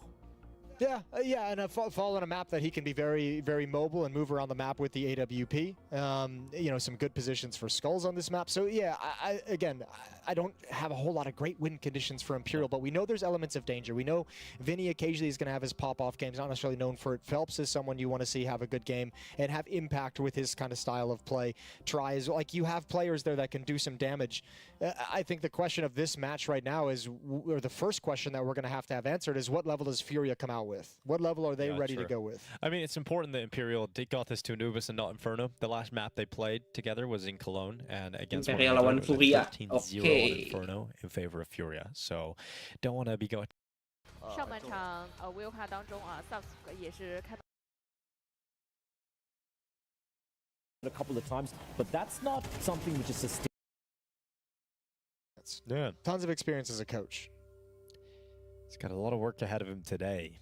Don't want to be going down 0-2 on your opening game, but if you're Imperial, that felt like a likelihood, unfortunately. Okay. The opening game was a chance to take down Pan Gaming, but the fact that you have to play a Brazilians twice. Yeah, probably hard, especially after you go through the RMR where you've played a ton of them as well, and you're just like, okay, can we actually just like play some? Actually, I don't know. If you're maybe at Imperial's level, maybe that's exactly what you want. You're like, these are known quantities to us. We've played them plenty. Yeah, we've practiced against them. We've played against them. You know, they've been scrim partners. Stylistically, coming from the same school of Counter-Strike, and obviously with Furia having more experience amongst EU, some things are going to be different. But you kind of know at a base level of what you're working with, what you're going up against. So yeah, for Imperial, maybe this is exactly what they don't mind having is these kind of internal Brazilian battles to start out the major, but obviously just not going the way they would like them to. No, and we are just a few moments away from getting into the action as Furia have finally taken to their seats. They haven't quite put the headsets on yet, though. It's coming. But eventually that is likely to be the next step. But you can see they're going to be fan favorites. A lot of the community in China. You got to imagine Fallen's just got plethora of fans everywhere he goes. He's having a great time. Yeah, but in China especially, I've just noticed from watching social media clips, etc. They definitely escalates to a new level. Yeah, they're a big fan of the individuals behind the scene. I was watching Spirit's vlogs recently during the off days, and just watching Donk walk out of the mall, everyone kind of just Donk, So that is something they're gonna experience. Yeah, I saw like Monesi the day he landed got like swarmed at the airport. Yeah, that was pretty crazy to watch. Yeah, it's fun seeing that from a distance. Yeah, it's great watching it from here. I'll tell you. Hope you guys are having fun. Yeah. Well, they're ready to go. Vinny, what a story his career has been. Starting with Furia, he's gone up against his former organization today, but he's now become an in-game leader. He's had some decent results with his in-game leadership at times, but I think I remember a few games here and there from Imperial where I'm thinking, okay, the calling looks good, and Vinny in particular fragging out in those matches. Well, I mentioned this with MIBR when we saw him earlier today. It's like there's been like this battle since like 2018, probably maybe 2019, or even going into and coming out of COVID, of like the next generation of Brazilian players trying to break out of the shadow of the old ones, and the old various Furia rosters have kind of done it without being able to kind of escalate to the same levels of success, not even close really. But I mean, Vinny was one of those guys who kind of got lost in that situation where regardless of what team he was on, they were never going to be a Brazilian team that was able to contend with, you know, the success and the abilities of that primary, you know, core of the Luminosity and SK gaming days of Brazilian Counter-Strike. So yeah, Vinny's a guy that's been through that. Phelps as well has filtered through those various lineups and had the same issue. Zach as well has been coaches during those eras. So those guys are kind of in like that transitory period where you do have to have someone like Vinny, you know, move and slide into an in-game leader role to like utilize his experience as a benefit as a player. You do have to have Phelps, it was always kind of like a fur kind of player where he liked that same kind of aggression, liked being an aggressive lurker, liked being an aggressive map, you know, space taker and map controller. And he's going to have to find new ways to be also a supportive element to some of the younger guys who have come up. And Zach's got to be the one with all his experience who helps orchestrate it and figure out the best way to make it work. So yeah, you have some interesting pieces in this kind of Brazilian matchup. And then you have the guys like Serato and Yuri who, more so than anyone, have been able to break away from the shadow of those guys because they've shown they have their own game and they can be impactful in their own way. They can be some of the best riflers in the world at various points. Haven't seen it as much out of Yuri recently as we have out of Serato as he stepped up since Fallen's joined, but the potential is there. Yeah, I think when you talked about Yuri and Serato earlier on in Fury, they were sort of a package deal. When you would talk about one, you would talk about the other. But I think now Serato over the years has definitely pulled away and become the clear star out of the two of them. But I mean, we're looking at Fallen as an in-game leader, and you had the luxury to be a part of a team with him, Jason. I mean, talking about just his in-game leading style, you probably have more insight than most. Yeah, he's a fun person to work with. He's extremely knowledgeable, obviously, because he's played Counter-Strike for so long and through so many different iterations of Counter-Strike and metas of Counter-Strike. He obviously has tons of experience. You know the whole thing of his Gamers Academy being kind of like the resource for Brazilian players to learn how to understand the game. So he's got a lot of experience in terms of teaching concepts of Counter-Strike and getting, you know, imparting his philosophy onto people around him, which makes him an effective in-game leader. You know, he was an IGL. I think that was always very calm and you know, very in tune to the emotional stability you have to win games. I think, you know, there's two things with Fallen. I think one, as an IGL and as an AWP IGL, it felt like when he's leading, he is a much more effective leader when he's also AWPing in the team, and he's actually a better AWPer when he's in-game leading, funnily enough. And then also, you know, if you want to levy any criticism about his leadership over the years, he's very much like a player's leader in the sense that he wants his star players to tell him exactly what they want, and he wants to call for them, and he doesn't always impose his will in a way an in-game leader might have to do at times, in the way you kind of hear from different IGLs when you're watching content behind the scenes. Well, finally, it is time to go. Furia versus Imperial. T-side for Imperial, that's where they'll start. Furia on the defense. A challenge today for Vinny to call against his former organization and teammates here at the Major. Yuri peeking down in connector into the canal. But no one going to be involved in too heavy of a fight as Imperial get ready for their A play. The defense designed to deal with this is Fallen and Serato. Quite a strong setup to deal with it. Here's the utility.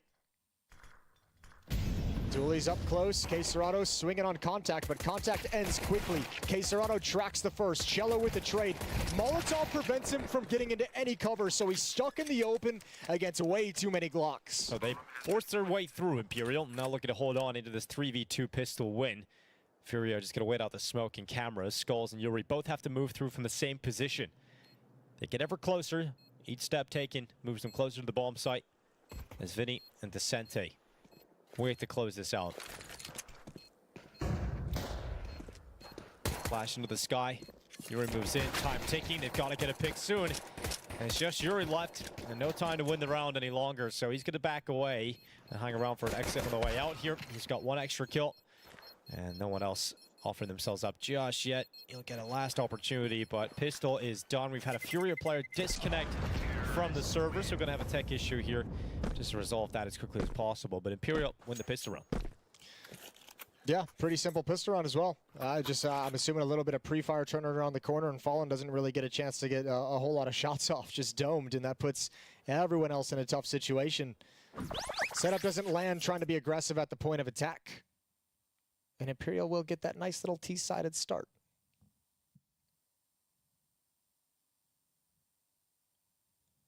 So again, Serato loaded back up into the game. Yes, the restart's already happening. Wonder what his pickings look like. Maybe you can show us real quick. Yeah. Look at the over-the-shoulder shot. Click on it real quick, bro. No, he's connecting. Come He's on. getting us in real fast here. Boo. Where do you think he put Furia? 3-0. He ruined his own pick'ems. You gotta put 3-0. You gotta have that mentality. No, I do respect when players like post their pick'ems and they haven't put themselves like going 3-0. It's just like, yeah, we're probably gonna lose the game. Yeah. And that's fair enough. We have Sida standing behind Furia. He's the coach. And, you know, bringing it back to what you were talking about Fallen's in-game leadership, I was talking to Sida back in Rio, and he was saying that it has been quite a jump up to go from an assistant coaching role at the team to then going into a head coaching role on a Tier 1 Counter-Strike team. But he says it's been quite a smooth transition because Fallen doesn't necessarily always need him. And that's something that he's realized, that he's not necessarily thrown in at the deep end. He has a support network there and someone with a lot of experience standing in front of him. I felt that as well, very much with Fallen when he came in as well, because obviously he's almost takes that. It's kind of like almost like a Kerrigan sort of situation where you're the in-game leader and you also like partly play that role of a coach, and he can help kind of get some ideas across and come up with ideas. And because of all of his knowledge and the way he approaches Counter-Strike conversations, he's very good at facilitating conversations within teams. But again, it always comes down to, at some point, you know, if you look at some of like the if you look at like some of the footage of like when Alexi won Navi, and like you see him in a game and he's just like, guys, I'm sorry, but you all have to listen to me now. Like it's my turn to take over the game from the IGL role, and that's something that, you know, Fallen doesn't really do. Fallen wants the star players to be able to say, what do you want to do in this round? And he's going to call some rounds for you, but like that moment of like, you know, I'm the captain now. You know, it doesn't always click in. Yeah. It's not that he doesn't have it; he just doesn't want to do it. You know, he wants the star players to always feel comfortable in how they're approaching situations on the map. Well, this round not expected to go anywhere for Furia. It is the Eco. P250 out for Cello, but everybody else on the USP. Imperial will be up to a 2-0 lead. No way. Walking his way up middle. Deals that P250.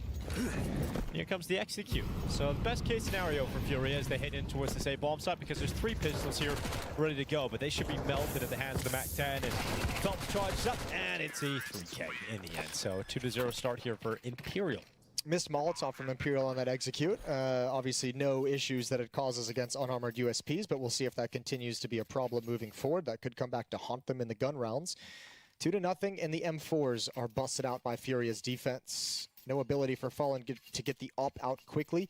We've seen plenty of highlights from Fallen on this map over towards the mid double doors. Yeah, he knows. You, Dinko, are particularly fond of those? Yeah, definitely. I get a few of those. We had Dayz earlier as well in the UMR with a pretty similar very Fallen-esque, yeah. Yeah, so great to see that. Hopefully Fallen can get one of those moments today for Furia. No op to be seen though. Not yet.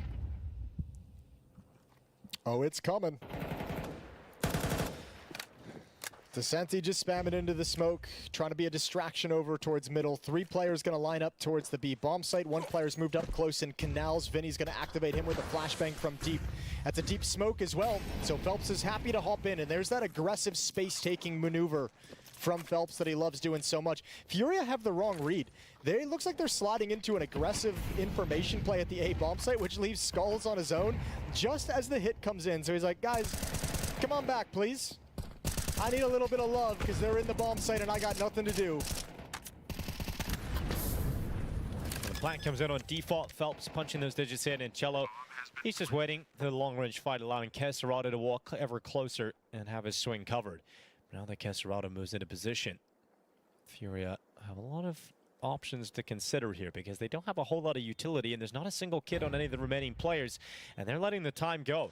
Half of it gone already. They have to be so quick about this retake now. Grenade is good from Caserado. They need to trade from Cello, and it won't happen as Descente descends upon them with a double kill, and Phelps inside of the site with 2 of his own. Nothing that Furia can do about this. A 3rd round in a row for Imperial, and the T side's off to a pretty hot start. Yeah, just a mistimed play called by Furia on the CT side, sliding a second play, the supportive element of the B bomb site back towards the A site as they make their information play through A main. It actually is just straight up the worst timing possible. Skulls has to back away and be passive, can't challenge to slow anything down. And on a round with MAC-10s, Imperial's able to get in with relative ease and take advantage of the lack of head armor in these early gun rounds. Galil looks beautiful from Descenti.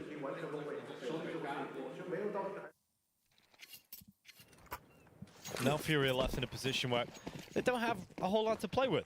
We've got an M4 here for Cello, an M4 for Yuri, but everybody else on a weaker weapon of some variety, and immediately the rifle is gone. Cello taken down by Descente through the mid-smoke. Vinny, oh, he's got caught. He's got caught looking a little silly there, but fortunately his teammates out of trade, and Kesserado stopping Descente from his mid-play. All right, not bad from Furia bringing this into a 3-on-3. Oh, who was that? Was that Phelps that just got into the smoke on that jump? Close call. Kesserado spots one as the smoke plumes. And this round will settle down and quiet down as Imperial just march into a B split, 2 through canals. Skulls has a Molotov to delay the plant. That's why he's holding on to it. Oh, but he's going to rotate away. Once again at the worst possible moment. They walk right into the B bomb site for free.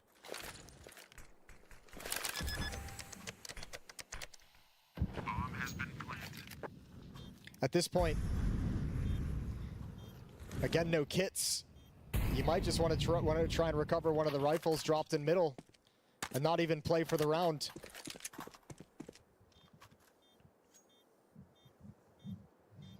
Tough start for Furia, trying to prove again that it's just a bad game to start the day and not a bad day overall.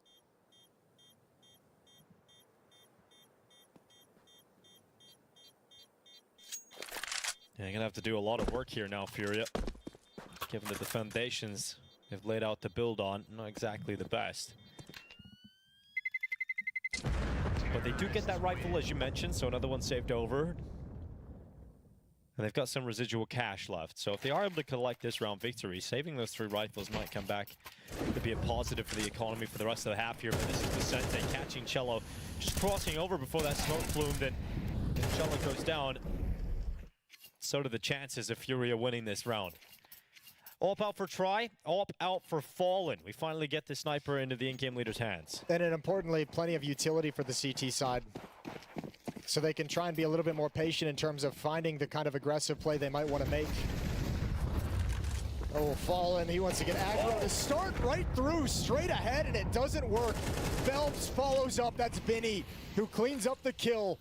And in the strongest buy round Furia have had, Imperial have decimated them. Not like this, Fury. This is wild. Fallen goes to the smoking connector, goes into the fight, looking to take a risk. Doesn't pay off, and immediately you're handed out an unrecoverable set of circumstances. A 5-0 start from Imperial. And nothing being saved here for Fury, apart from Kesserado, who is back near the beach. All right, sound the alarm bells. Yeah, the alarm bells are certainly sounded. And Furia, this is now getting very worrying. A team that would have come into this stage of the major and would have been in a lot of people's eyes, one of the teams that should be progressing.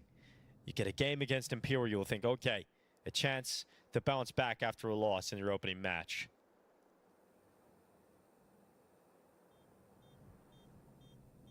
Fury are not bringing the level we know they're capable of playing at to the server today. Not yet. Such a bold move from Fallen as well. I didn't expect that. No, I expected him maybe to slide out to the left and try and find a fight over the edge of the smoke, but he wanted to joust. he wanted to use it as a spear. Yeah. I guess it does have a pointy tip, but it's not going to work out for him. 5-0 here for Imperial. Money that I was mentioning might be recovered with a round victory there. It was thrown back to the bin again. That's an easy kill for Phelps. Vinny had the follow-up. And no way, just walking into the bomb site. Skulls cleared out. Yeah, and I like too, like with the aggressive play from Fallen, the B players are like, oh, you guys have all gone a little bit crazy. Okay, well, now that we've taken down 2 of you, I'm going to challenge this. I'm going to drop a flashbang into the smoke and move in towards jail. And it's just perfect. You kind of test that defense and make them step up to you. And once again, multiple rounds now. Imperial has shown no fear in terms of a challenging quickly. Descenti does it at the B bomb site this round. He's done it back in middle against guns. We saw Fallen and Phelps kind of have that same sort of aggression with each other. This time it's Furia who come out on top.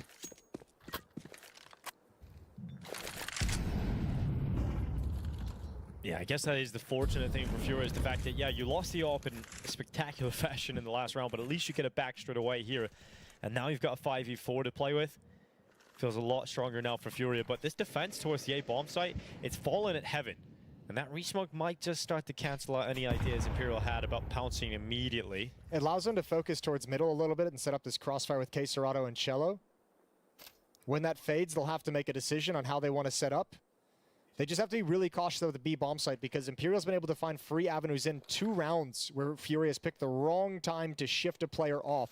I almost feel like you have to keep 2 players parked. They're playing it very passively, Yuri and Skulls. They've got 1 smoke, 1 Molotov left to block choke points. And there it is as the A fake comes in. They block 1 of them. Utility starting to be deployed here for Imperial. Phelps held back in connector as Furia held on to the utility late into the round. Here comes the camera play. Descente tries to get past Cello, but patience will pay off for Cello. And now the bomb making its way towards A main. Fallen's turn from Bricks. His teammate goes down, but he has no problem in building his team back up into this piece by piece. 10 seconds, bomb down on the ground, not enough time to recover it and get it planted. So this round will go to Furia, their first collected of the map so far. Yeah, Imperial kind of tests multiple points on the map, but not with any kind of crazy force, right? And Furia just respond to all of them. They get the kill in B main on those early challenges over in middle, the little bit of a lurk, and then the final gambit from Imperial in A main. That's a lovely way to find a kill. Skulls will be pleased about that. And even with that frag, Vinny's got no more progression, no more space to take due to Fallen's up. So first round on the board, and that has to be the moment for Furia. Down by 4 already.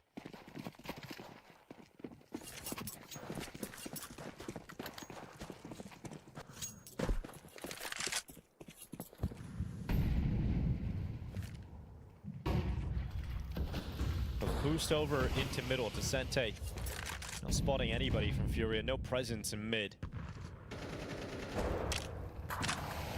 The AWP is being dynamic. It's changing its positions, its starting spots. Fallen now over at B. Is parked pretty much entirely at the A bomb site in the last round. So looking to just be unpredictable and be a problem for Imperial to try and figure out. Skulls has had a relatively rough start to this game so far. He's down to 56 HP to kick off round 7. Here comes Descente through the mid-smoke. I like this play, but Cello, he got flashed through the doors, and so it goes back, starts to think about Descente, and he's pretty close. But that smoke fades away. Cello gets the dink, but the AK is better in that duel. Ooh, Fallen, nice USP. Knows he was dinked from Cello earlier. Slides back in, but there's still a little bit of alert going on in mid behind those double doors, and once again over towards Canals and Connector. Imperial have cracked this bomb site open from this position multiple times, and Try's gonna land the shot. Dinked up, but not deterred. 30 seconds and a man advantage for Imperial. 28 seconds now as the time continues to tick on. Phelps making his play. They don't have time to come back to A, and that's a great headshot. Serato down in heaven. Fallen waits in the back of the obelisk. A missed shot though, and now he's under a little bit of pressure as Imperial move through their final move. He's exposed to B main, no, and no way's gonna knock him off his perch. It's all Skulls who has to try and win this on his own, and he's got eliminated by No Way.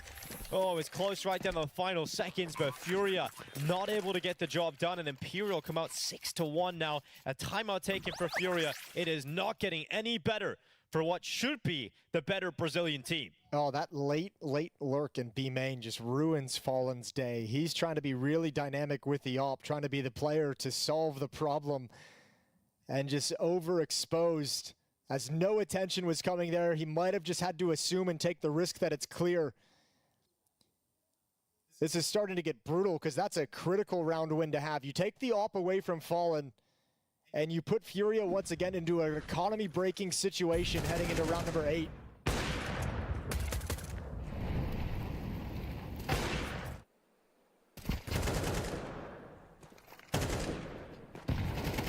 A lot of sharp shooting right now from Imperial players as well.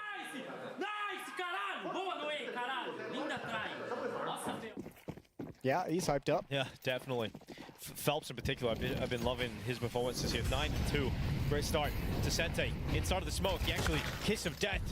Serato and started that smoke, but he's still sticking around. Yuri has Serato covered, and so Serato can stay aggressive.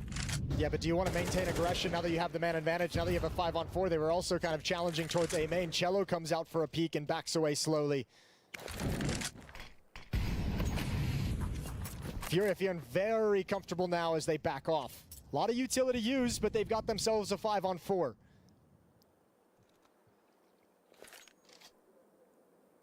Once again, Vinny has to call his teammates late into this round. They don't mind running the time down for Imperial. We've seen that in a number of rounds so far, but he's just got to do it now with a 4v5, and that's the other problem he's got to figure out. A set piece, they've had a lot of finishing plays towards the B bomb site, and I think that's why you see Furia with 3 players here, and this is about the timing. Yep, you got to start pushing B main or con to try and find some information. 2 players defending A. But Furia this time have the perfect call. The delay smoke put down in A main is perfect for Furia.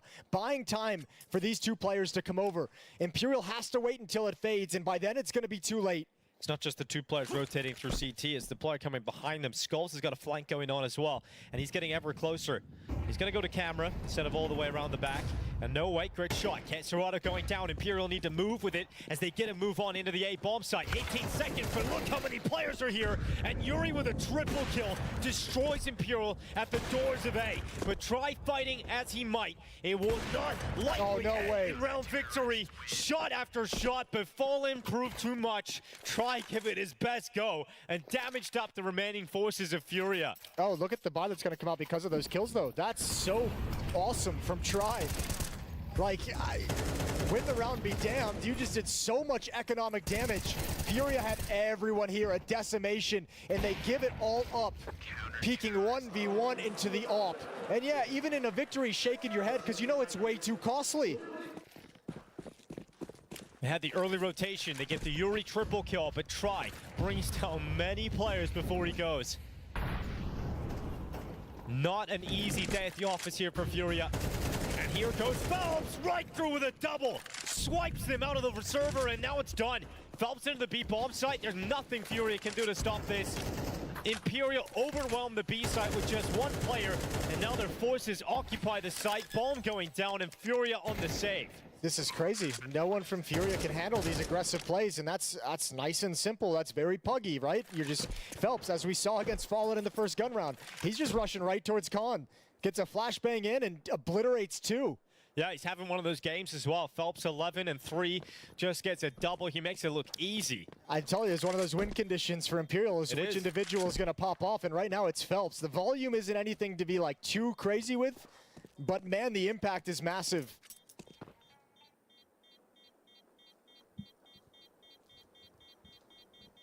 Phelps is a player that's obviously played with Fallen back in what you would call Phelps his peak of his career, which unfortunately coincided with the downturn in results for the #1 Brazilian team in history. Yeah, they tried desperately to make Phelps work within those lineups back in the day and just couldn't find to do it. The role clashes with Fur are just too difficult to overcome. It's just crazy. But you get reminders every now and then of the mechanical skill of Yuri. which Phelps possesses. Yeah. Frustration. I mean, it has been a year at times for very frustrating for Furia, right? Full of frustration.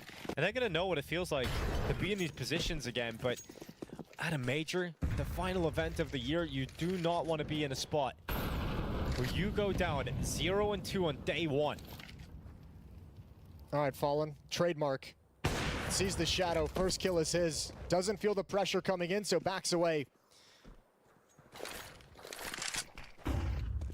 He's actually going to rotate all the way around, changing his position, wanting to get back over towards camera, play from temple instead. And fortunately for Fallen, Imperial have taken their time about progressing beyond the double doors, so this has allowed him the time to reposition, and this could be sick. They're not going to be ready for this. Fallen's reposition all the way back. Vinny gets caught, and another kill given to the sniper. And another reposition from Fallen as well. They're still going to test this position on the map, though, and it's going to force the defense of the B-bomb site to split up. Skulls falls back with an MP9. Oh, that's a banger of a shot from the SMG. And now they move out of A main. So the CT round from Furia is very active, beautiful to watch, and it's left Imperial in a position where they just don't know where they can go. Yeah, Fallen whittled them down so well in mid with those 2 kills. The Sentient Try A chance to thin things out.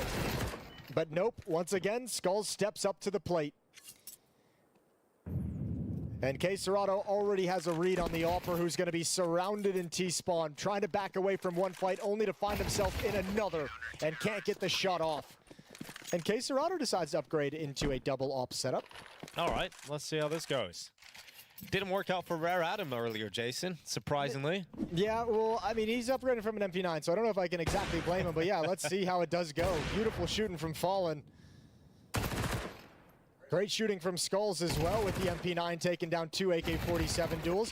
But here's the thing, every time Furia have run around like this and put themselves in a position to stabilize and come back, Imperial has just cranked up the aggression and responded immediately.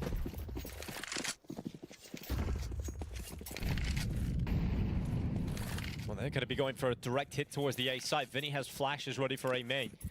And that double op setup, that secondary op is going to be tested on K-Serrato. Let's see what he's got. We know he's one of the best riflers in the world on his day. Let's see what he can do with a sniper. Hasn't felt like his day so far. No, definitely has not. He's going to start relinquishing control close towards A. He's going to drop a little bit further back and play at range from Heaven. Here comes the flashes. Try tossing them in. His teammate sent forward. K-Serrato pinned behind smoke. He'll go to the bricks as Cello uses the MP9. He blasted open though. Both players revealed in a second. And Imperial forces safe call again. You want to talk about a little bit gimmicky? That is a beautiful way to find openings. Furia desperately using that smoke as a little bit of cover, a little bit of safety, and then it's taken away from them to leave them exposed in the open. Imperial coming in well drilled with fresh ideas, and Furia cannot handle it. Dude, it's so difficult for Furia. They win a round and then they can't follow up. They just can't stop what Imperial are throwing at them at the moment. 2 rounds ago, it was Phelps getting a double kill in towards Connector. This time, it's a play towards the A bomb site that catches out both of the A defenders, not allowing a single kill to go against Imperial. And stylistically different each and every round, back and forth. I mean, like, you know, there's like kind of those two styles, the slower kind of progressive map control, lurky style that, you know, Fallen just beat them on the previous round. And this one's a grouped up timing hit, take over the A bomb site. And Furia can't get a good feel for this game. They've never been able to get into the groove because Vinny's just calling circles around him right now. No, we talked about today, you mentioned it. You said that, you know, with MIPR, one of their main goals is to try and prove that they're the #1 Brazilian team. They want to take that title away from Furia. We've got Pain in the mix as well. We've got Imperial here. You would rank, if you did a tier list of Brazilian teams, I think you would have put Imperial at the bottom here at the opening stage of the major. If they beat Furia today, man, in the fashion that they're currently doing it, I think we throw the best team in Brazil away from Furia for the time being, because right now, but it's hard to call in a best of one, sure, Yeah, it's been such an interesting battle throughout the year. Like that position, that top dog in Brazil has been like constantly, you know, in flux. And, you know, I mentioned MIBR has been very vocal about, you know, saying like, we're the best team in Brazil. And obviously you're always going to say that about yourself, but they've started to be able in different situations to back it up and have good performances. Obviously took that loss to Mongols a little bit earlier today. But yeah, Furia's, you know, position on the throne is not in any way comfortable. It's not in any way settled. No. Imperial had to play Pain earlier today, lost them 13-5 on Dust 2. Furia lost to Gamer Legion in their opening match. 13-8 as well. Some aggression from K-Serrato. Vinny to fall, or rather, a trade from Phelps. They'll be happy enough with that. So 1-for-1 to kick things off. Went into the last round of this half.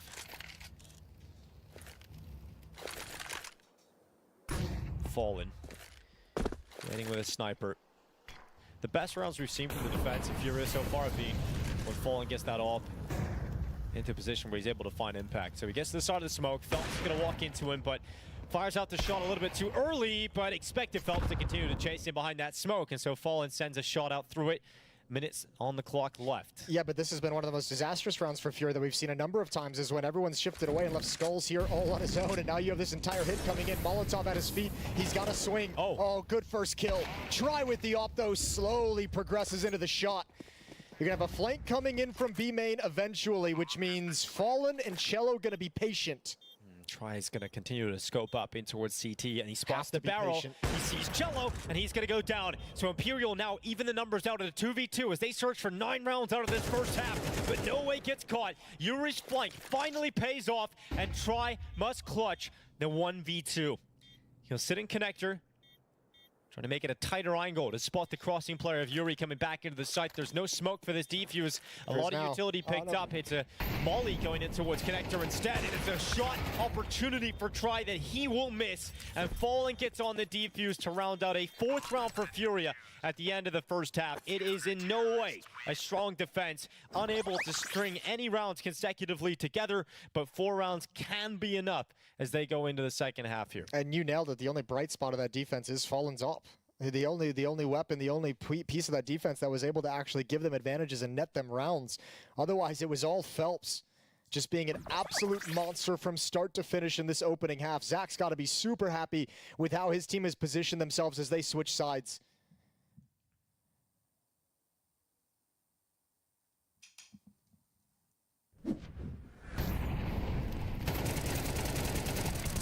So we know how quickly these 8-4 scorelines, you can see Imperial, it felt dominant from them in the first half. It felt like they were the clear better team. But Furia being able to scrap together 4 rounds can make a huge difference if they win the pistol, if they're able to convert it. That huge gap starts to shrink away very quickly indeed. And that's obviously going to be the conversation they have with all the experience they've got in the roster right now to not let that start shake them too much. Well, I think what's scary about it is, like, you know, the guys that you would expect to have, like, be sharp in a game like this, Serato, Skulls, just kind of never had any situation where it felt like they could get into a groove. Skulls was constantly on his own and forced back and forced to be passive at the B bomb site when he was left alone. Serato struggled to handle initial fights over at the A bomb site. We'll have to see them come alive quickly in this second half. Well, it's going to be a hit towards the A-bomb side for Furia. Plenty of utility here. Stacked, though. Look how much utility there is, though.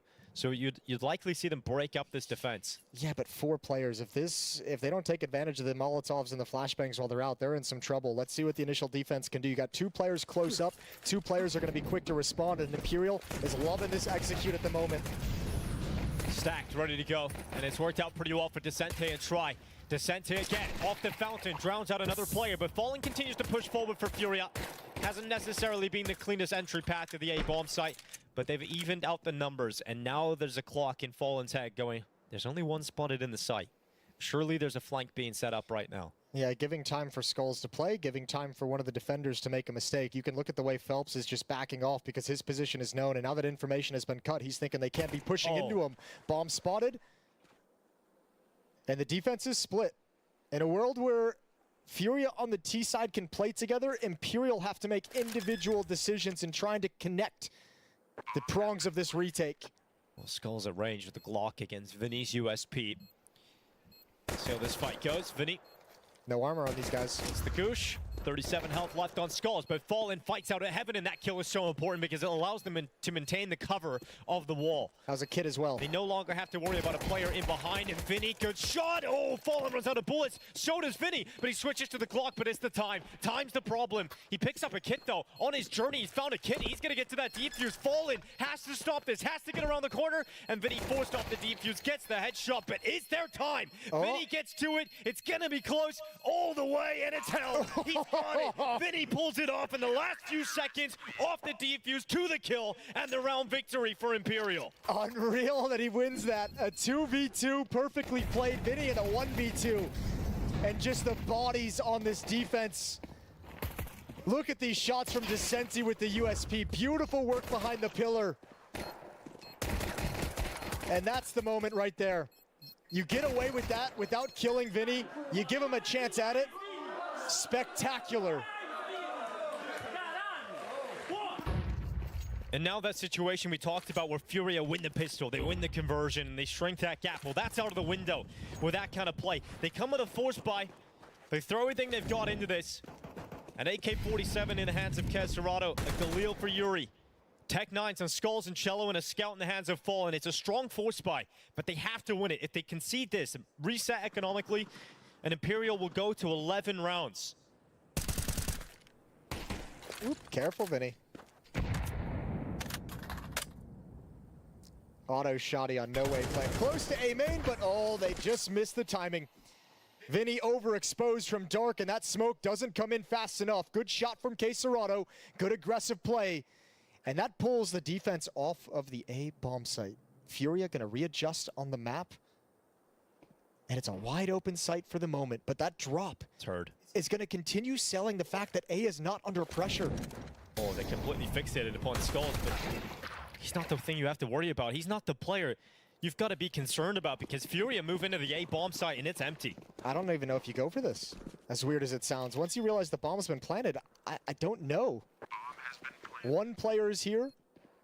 2, 3 it's players. It's lack of kits. Camera. It's a lack of kits and lack of utility and a shotgun. Well, they're going to give it a go.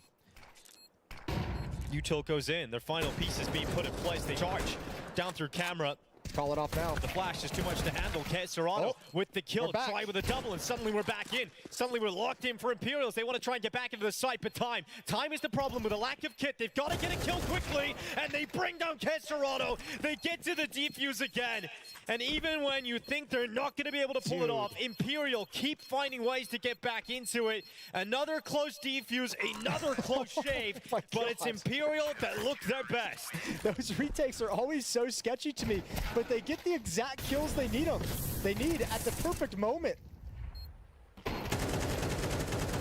Even with Serrano getting the first, it's like they were even backing off to retake, but that right there. And that's what I mean when players are not sharp on the Furia side of things. That has to be a kill from Yuri. It has to be traded. And if you can't trade him, if you're gonna miss a 10-bullet spray, you're giving him every opportunity to get back into these bomb sites and win the rounds. Well, Furia just have to buy again because they know their chances are thin of coming back into this game. No way. The initial defender of the A site. Smoke goes out, he just peeks beyond it. A lot of damage done, but no kill from No Way. Descente, Serrano, Yuri going blow for blow. Now Fallen enters the fight, and Furia into the A site. Oh man, they're just desperately trying to stay in this game. And I can't believe it's worked out. Well, because of how close these rounds have been, they know they've got Imperial's money on the rope, so they continue to buy. They have a kit this time as well. And Fallen's low, going in to Vinny. They think they're saving, now they're not. Look at the position of Yuri. He's got to come back through camera. This fight in A main is everything. Serrano and Phelps. Could this be another retake of the A site? It's always been the A site. But with Serrano's kill on Phelps, surely Vinny can't do it again. Molly out to camera. Looks towards Yuri, who repositions behind bricks, and now time is too far gone for Vinny to pull it off. And finally, third time of asking, Furia get the job done inside of the A site. I think there's some scary signs in that round from Imperial. I think due to the pressure that Furia is applying towards A main, very individual decision to like stick around and try and fight around these things. Not a whole lot of backup behind him either. There's fights going on in middle. So Furia applying a pressure to multiple parts of the map, thinned out this defense and not able to recover this time.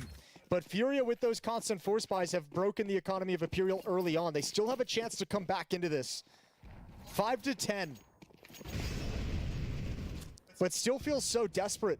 And even, remember, going back to the first half, they could never settle this game down in their favor. They could never grab control and string rounds together.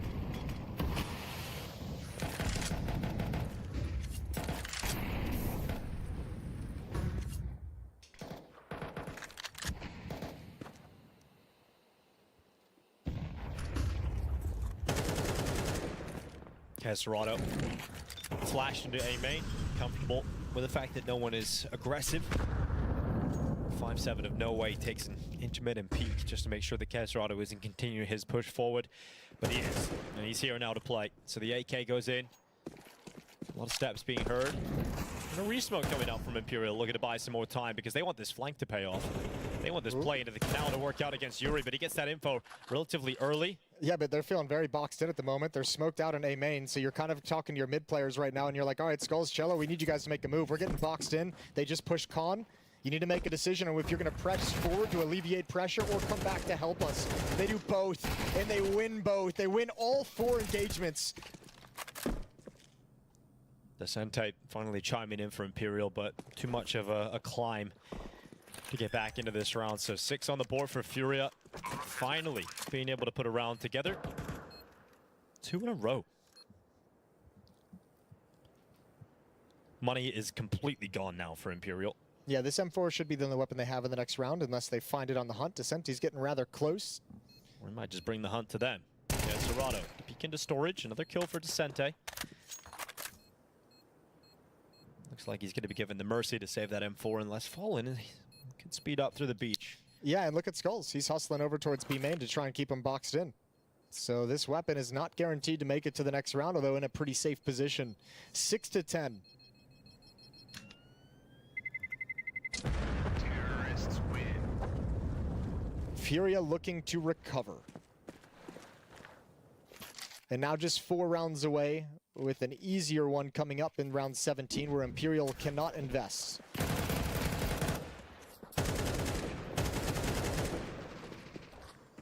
And the last thing you want to have happen if you're Imperial is you let Furia linger long enough for Quesarado to wake up. True. Oh, little team knife in there. Yeah, that's, look. If it's gonna happen, they will just make it harder on themselves, you know? Yeah. You get more because style it isn't points. hard enough. Yeah.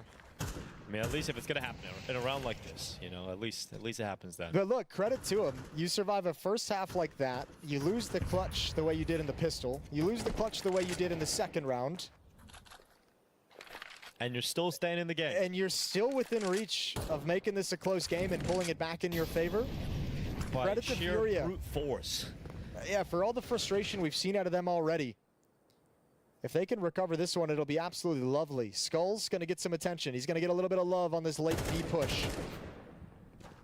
Out they go, right into the AK of Skulls. No way to hit the deck. Really shouldn't be too much to talk about here for Imperial. Especially with the amount of forces now Fury have committed to this position. They just watch, try, walk back into the B bomb site, fall and scan. All right, let's just follow them. They think it's clear. Let's just keep following. That's an in-game leader just sensing he has all the timing, and now you hear all the footsteps. Good kill from Descenti with the M4, but you still have the trap coming in from B main. You think it's clear. Although Descenti's, he's still around, still alive with that M4, but he needs his USPs to get some work done, and Cello has fallen. Here comes the play into B. They call the pounce. They get themselves into the site. The ball is going to be planted on the safe side of the obelisk, and a dink coming in. Descenti's low in health, sends the pistols out, the bodyguards into the fight. Quesarado, good headshot, second locked in, and comfortable in the end, but certainly moments there where that could have got out of hand. Yeah, moments that had a lack of comfort, we'll say. Yeah. And Vinicius hanging around. Maybe someone gets a little bit too aggressive, and he gets a free kill. You're going to be hard to recover any of those weapons as the bomb goes off.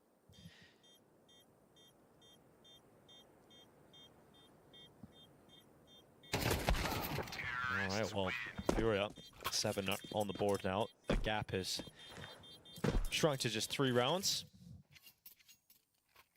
And a timeout taken here for Imperial. Yeah, it's not the greatest buy in the world. They're going to be missing some utility, some nades. And obviously wanting to stop this little run from Furia.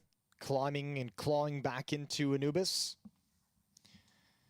Just 3 rounds back now.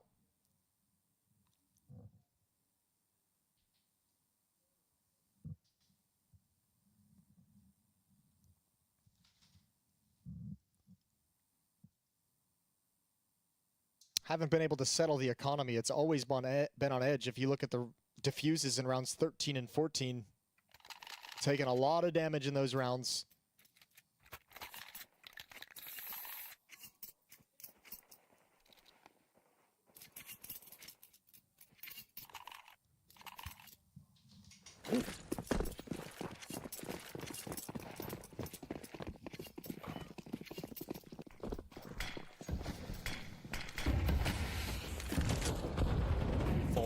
In towards A main. No one aggressive yet from Imperial. So we just settle into a default round. Imperial know how much rides on this to concede. Go down to a half buy again and allow Fury up to 8 rounds is completely allowing Fury back into the game here. You have an opportunity to shut the door on them, or at least start to close it. That can quickly go the other way. No way, taking some damage with the smoke.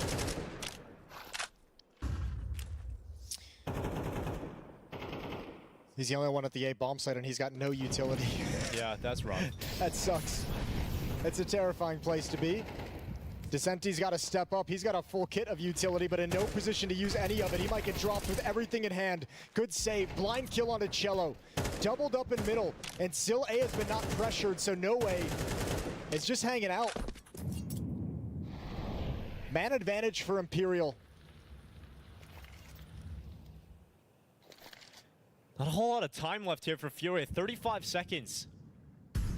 And Descente takes a risk. Oh my lord. He goes through the smoke. He goes between two, but he hasn't picked up the info. Skulls is dead. Skulls is dead, but he comes back and he wins that fight somehow.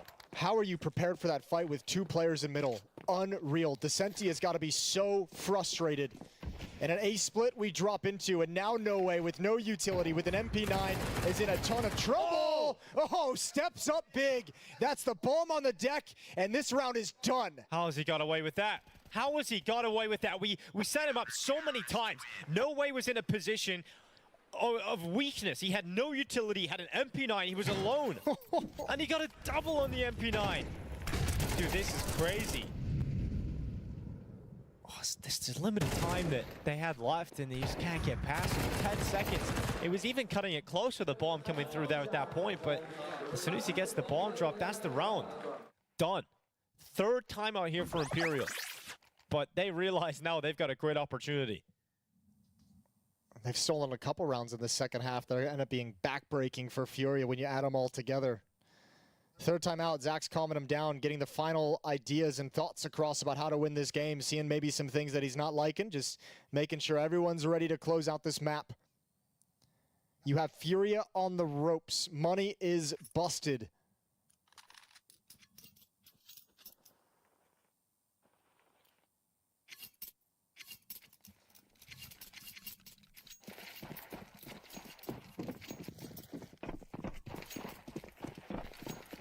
They've got Furia on the ropes.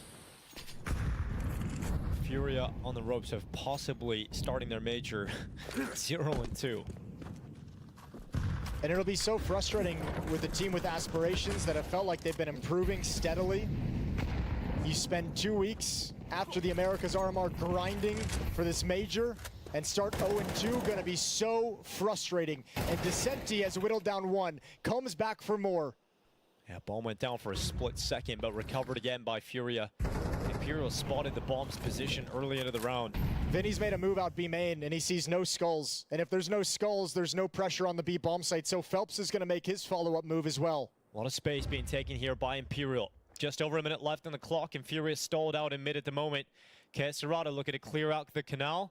And Phelps spotted, detected in the corner. Good kill from Kesserado. Expecting some A aggression, and did spot out that play from No Way. Skulls is going back to make sure they haven't pushed the B bomb site, but in fact they have. And now they've pushed A as well. So No Way's gone. Vinny tracking back, but it's all about timing for Vinny.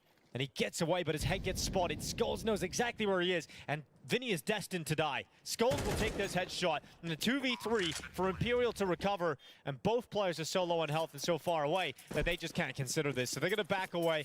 Fury are going to get an 8th round victory, even though at points throughout that round, it looked like it was over for Furia. I mean, the Phelps positioning, I don't know why he didn't jump up on the barrels. He had to have known he's exposed from stairs. That position of the map was never cleared. He was just so confidently standing out in the open. That's a free kill that then puts Vinny in a really awkward situation as he hears footsteps. He even had the good read on Skulls coming in. Just missed the timing of how long to hold the angle. And Furia get away with one. A 4v5 converted. Back within 3. But there's money left for Imperial to reinvest. They can drop weapons over. They're always on the brink of utter collapse, though, for Imperial, but always staying in the point where they can just about get another buyout here and there. Those 2 right there, questionable. Going back for more. The exposed positioning from Phelps. Those are some gifts for Furia to find frags that they were going to have to labor for. Look at this. Ugh, that's not pretty for Imperial. An A-Can and M4. No, but fair play. They didn't really invest a whole lot, right? They have money built up. I thought they would have reached deeper into their pockets. So saving enough for the next round as the losing bonus builds up.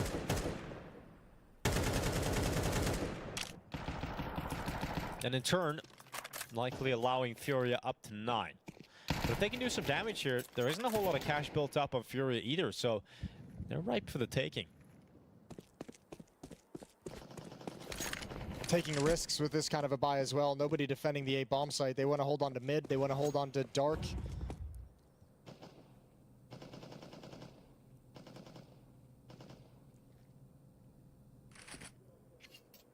1 minute left. And the execute ready to go in towards the A bomb site. There is no one there to defend. Imperial have left it empty. If you're Imperial and you want to try and win this round, you had to make a move in the last 5-10 seconds of actually clearing out canals, pushing forward to get information. So now it's save the M4, save the AK-47. The MP9, the 257s can try and put themselves in positions for exit frags to upgrade the weaponry. Yeah, but get the rifles out of there. Furia staying in this fight. They have not come and played their A game. They have probably not even played their C game. This is Furia looking rough, but staying in the fight.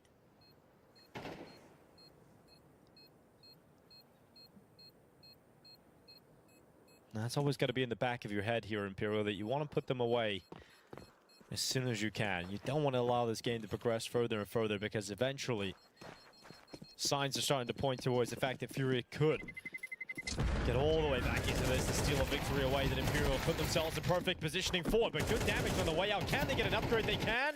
Descente didn't, but it was an upgrade there available for Vinny. And that's 2 kills and damage inflicted. Look, that's huge at this stage of the game to grab those weapons upgraded. Look at all the money left over for Imperial now. Like, you have a loss to sustain and still buy. Economically speaking, you put yourself in a really, really good position. A luxury to have that pressure taken off your shoulders for the moment. 11-9. Early Molotovs in mid to allow Cello to take space with speed, with aggression.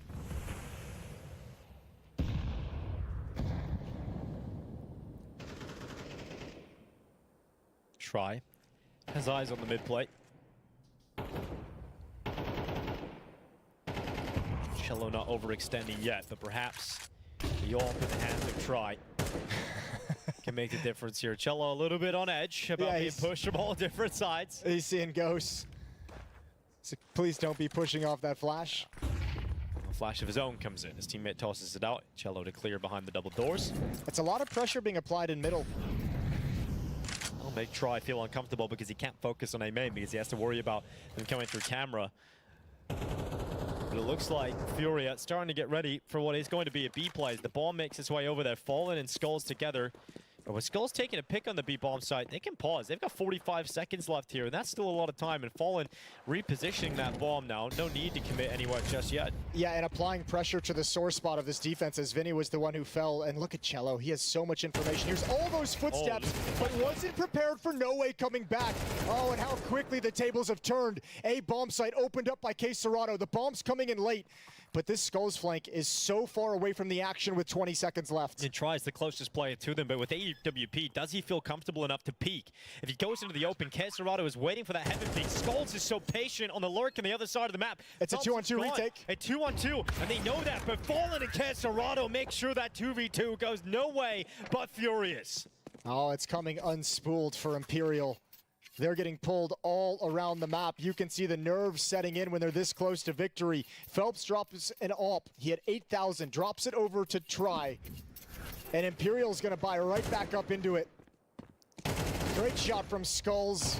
An extended lurk that pans out. And Imperial's defense is starting to fall apart.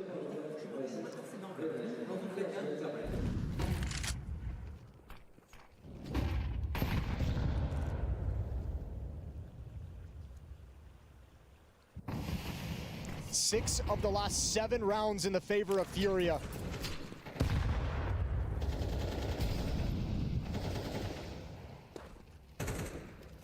Cello making his way up through middle. Descente on the right side of the smoke. And this time Cello will be caught by an aggressive maneuver. Descente just waiting for him to walk through that smoke, and Furia offer up a free kill to Imperial. In a round of this magnitude, a 5v4 in favor of the defense, and Try is ready to strike on the AWPer of the other side. Fallen goes into him. The Argentinian strikes. And with a minute left, a 5v3 for Imperial, about to grab map point.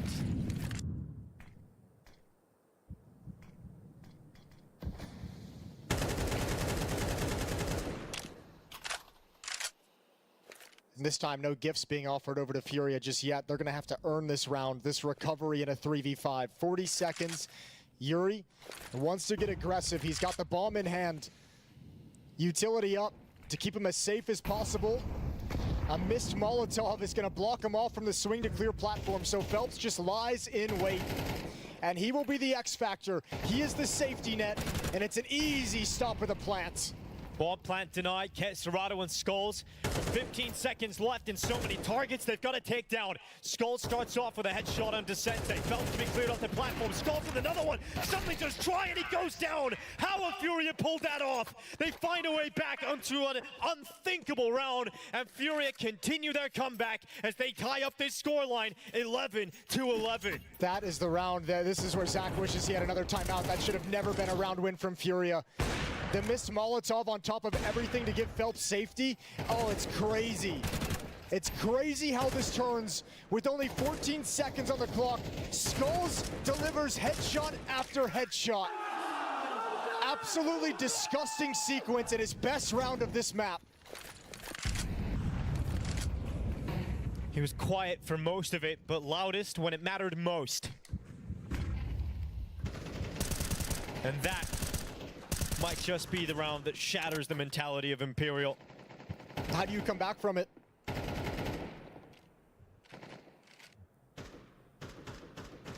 You feel so confident in that situation just to watch all your teammates show up on the kill feed on the wrong side of it.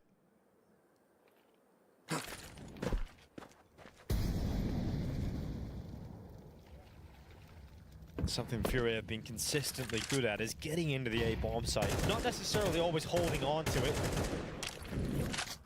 So they're applying that pressure now with utility. Not committing to the site yet, but forces will begin to rotate over and congregate outside of the A bomb site. And right now Imperial have the majority of their forces elsewhere. On B, they've got 4 players. Descente is the only player here for the defense of Imperial. Again, the question is, do you want to try and win this round?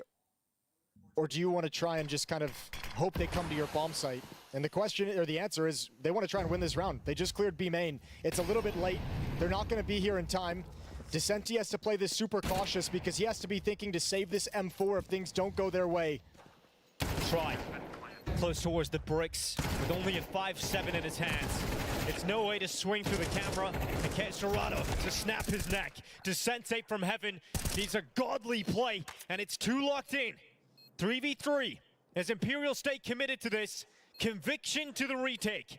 As Vinny moves into the bomb site, he's got ever closer without being detected, but he gets peeked, he gets downed, and it's just Phelps who falls at the hands of the Opper. It is 12-11. Furia now at the brink of closing out a victory versus Imperial when all look lost. Impressive, impressive comeback thus far from Furia, but they can't think about that just yet. One more round to close it out. They've had to go through so much. First half was lackluster. They've played today one good half of Counter-Strike after a painful upset to start the day. And think of how this half opened. Those 2 back-breaking clutches. You thought that was it for Furia? Yeah, you really felt like there was no way back in after that kind of heartbreak. 8 of the last 9 rounds in the favor of Furia. A dominant run on the T side of Anubis.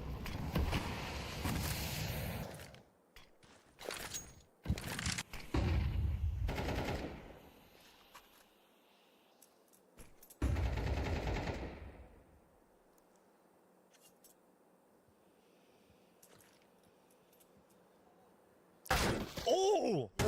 Dude, there is no way. From silence to a headshot out of nowhere. Furia with an opener. That's unreal. That is just unplayable. Nothing you can do about that. Cello with a shot through the smoke. No way moves into position. Caught by Serato. The 1-for-1 keeps Imperial 1 player down.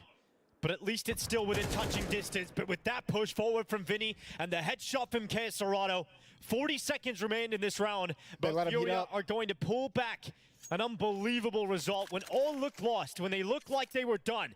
Furia stayed in this fight, and Imperial could not put them away. The Argentinian must make the difference in this Brazilian matchup. He's got the shot onto the chest of Cello. And now inside of the smoke, Caserato slips right past him, and it's all on try now. The B bomb site's fallen, and he's going to sprint away, but Caserato has locked in his prey. He's on the hunt, in behind, and the Fang will bite down on what should have been the final kill. But he'll remain alive. He really ruined your line there. Yeah, he really did. We'll have a talk with him after this. He kind of messed that one up. But and now try. He's got a little bit longer in the server, but not going anywhere with this one. No, you can't win this. And if you're Try, you're like, great, I don't even, there's no play. I cannot believe Fury's come back. Imperial did exactly what they couldn't do. They let Caserato heat up into this game. He's going to end with 24 kills, a very quiet first half. He struggled at the A bomb site, but boy, did he come alive in the second half. I love that they tried the knife after all that they've been through, but Imperial unfortunately let this one slip, and for Furia, they battled back. It was not the prettiest Counter-Strike. It was certainly not their A game, but Furia get the job done and survive the scare of going 0-2 on day one of the major. A really rough day in the office for Furia, but it's really awesome to see that have that kind of a comeback. You got to be equal parts proud and disappointed in some parts of that game. But, I mean, Imperial had every chance to win that. The 2 clutches to open up the second half, the 4v2 at the B bomb site that just gets ripped out of their hands with 14 seconds left. They had everything they needed. And Furia just showed a little bit of class there right at the end of the day. I cannot believe it. It is fantastic. And the round that I'll remember forever from this game is the Skulls one, where he's just coming out of B and there's 10 seconds left. Skulls gets just an unbelievable amount of impact with 3 headshots coming in. That felt like it was easily Imperial's round win. I mean, if you look at that round, if you go back and replay that, like, that's firmly going to be in control of Imperial way more often than not. And I think for them looking back on that round, they're going to be like, how is it even possible we lost this? And I mean, that comes down also, you have to talk about the inexperience of the 2 teams facing off against each other. Yeah, experienced players on the Imperial side, but as a team not necessarily experienced in these high pressure situations. Furia's been there, but this defense really started to come unspooled. Furia won, what, 9 of the last 10 rounds played to close out this map. Can't mess with that run. They just went on a run from round 3 of the second half all the way to the end. It's all Furia. And just think of the relentless buying that they went through in the start of the second half, right? We were considering, are you going to say no? But because they did so much damage to the Imperial economy, they continued to have this war of attrition and fight it with everything they've got. And eventually they came out on top of it, and that decision to stay in those early fights paid off. And that's the opening kill of the final round. I mean, what can you do about that? Cello with 1 bullet tapped through the smoke, and it's a headshot to give them a 5v4. And towards the end of that TF, you really started to see Furia settle into like their, you know, a better game of Counter-Strike that we know they can play. And part of that is the guys coming alive. You mentioned it, Skulls, that sequence. He'd been pretty quiet throughout, certainly the first half, struggled at the B bomb site due to some of the positioning of Furia. Same with Caserato over at the A bomb site. The anchors, the extremities of the map really struggled. But once you got in the flow in that T side, they started coming alive and having some of those sequences. You could see the confidence coming back and them actually playing their game of Counter-Strike that they know how to play. Yeah, you mentioned it during the cast, actually. You said in the second half, Caserato has been quiet, but if you're Imperial, you want to put this away. You don't want to give time for Caserato to wake up, and he woke up. 100 ADR to close it out, 24 kills, fantastic second half from Caserato. Look at that. Look at the comparison between the first and second half of impact for Caserato. Yeah, I was going to say, I don't remember how many kills he had in the first half. It was 5. Yeah. He got 19 kills in the second half. Just went absolutely crazy. And none of it's like quad kills. He just gets his 2 every single round. 4 rounds in a row. Yeah, the guy just picked it up, and that's the thing. Imperial let him linger. They missed those opportunities to close it out. They missed those opportunities to bury Furia on a bad day of Counter-Strike and put them in a really rough spot at this major. And Caserato punished him for it, as he's done a number of times previously. Well, now Imperial goes 0-2 on their opening day of the major. A loss to 2 Brazilian teams today. 1 to Pain, now to Furia. It's going to feel extra rough coming out of this game, because you know you had that one if you're Imperial. There were so many chances. And I'm just gonna say it. I'm not trying to harp on it or be critical, but I guarantee you during that final stretch, Zach wished he hadn't burned a third timeout too early in that second half. Not, you know, and I don't know what's going on in the team, and that's why I don't want to be super critical on it. But down the stretch of that, when you see that team with such an advantage, unable to close it out, that's where as a coach you're like, God, I wish I could pause it. Yeah, you really do. And I wish you could have a few of those moments back. But let's look back on some of the moments throughout today. It's first day of the major. It's done already. We've had 2 rounds of matches. We had MIBI defeat VP 13-7 in their opening game. 13-10 win for Team Liquid. Had to come back versus Cloud9. Got that job done. Wild card continuing to get W's, this time against Fnatic. And Imperial lost to Pain 13-5 in the opening set. Yeah, and that set him up for the follow-up matches as well that we just kind of witnessed, and we'll pull them up here. Obviously, FlyQuest having an absolute banger of a day. That was such a fun cast, despite the fact that it's one-sided. Mongols handled business well against MIBR. Mizinho having that incredible game. Virtus Pro, no real issues against Rare Atom. Nothing we can really take from their performance, but obviously good to see them get a win and go 1-for-1. And Furia, we just witnessed that incredible comeback and the incredible performance in the second half for K Serato. Yeah, the tenacity, staying in the game. Furia get the job done. They'll round out the day 1-1. We'll figure out all of the scenarios, what matchups we've got coming up tomorrow, though, but that'll all be for later, Jason. Biggest surprise of the day is FlyQuest, I would say. Yes, definitely. Gotta be, because this is some of the best Counter-Strike we've ever seen them play. Exactly, and really, Dexter was saying they've kind of lost the pressure that they have from the RMRs, being one of the favorites, expected to make it through. Now they come to the majors, 0 pressure, 0 expectations. Now 2-0 up. I'd say that pressure starts to creep back in now, though, because you could get through in the next stage. That's got to be Yeah, maybe. Yeah, different kind of pressure. Yeah, different kind, for sure. More positive pressure. Yeah. But that is it. First day of the major done, Jason. Happy Beautiful. about that? I'm very happy. Well, how are you doing? I'm Your first day of your first major. It felt special. It was great. And I'm looking forward to day 2. So let's go to a break. And it's a long one because it's a whole day.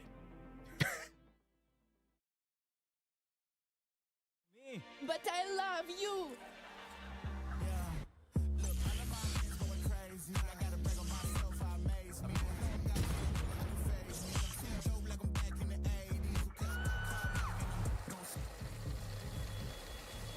I won't play window anymore.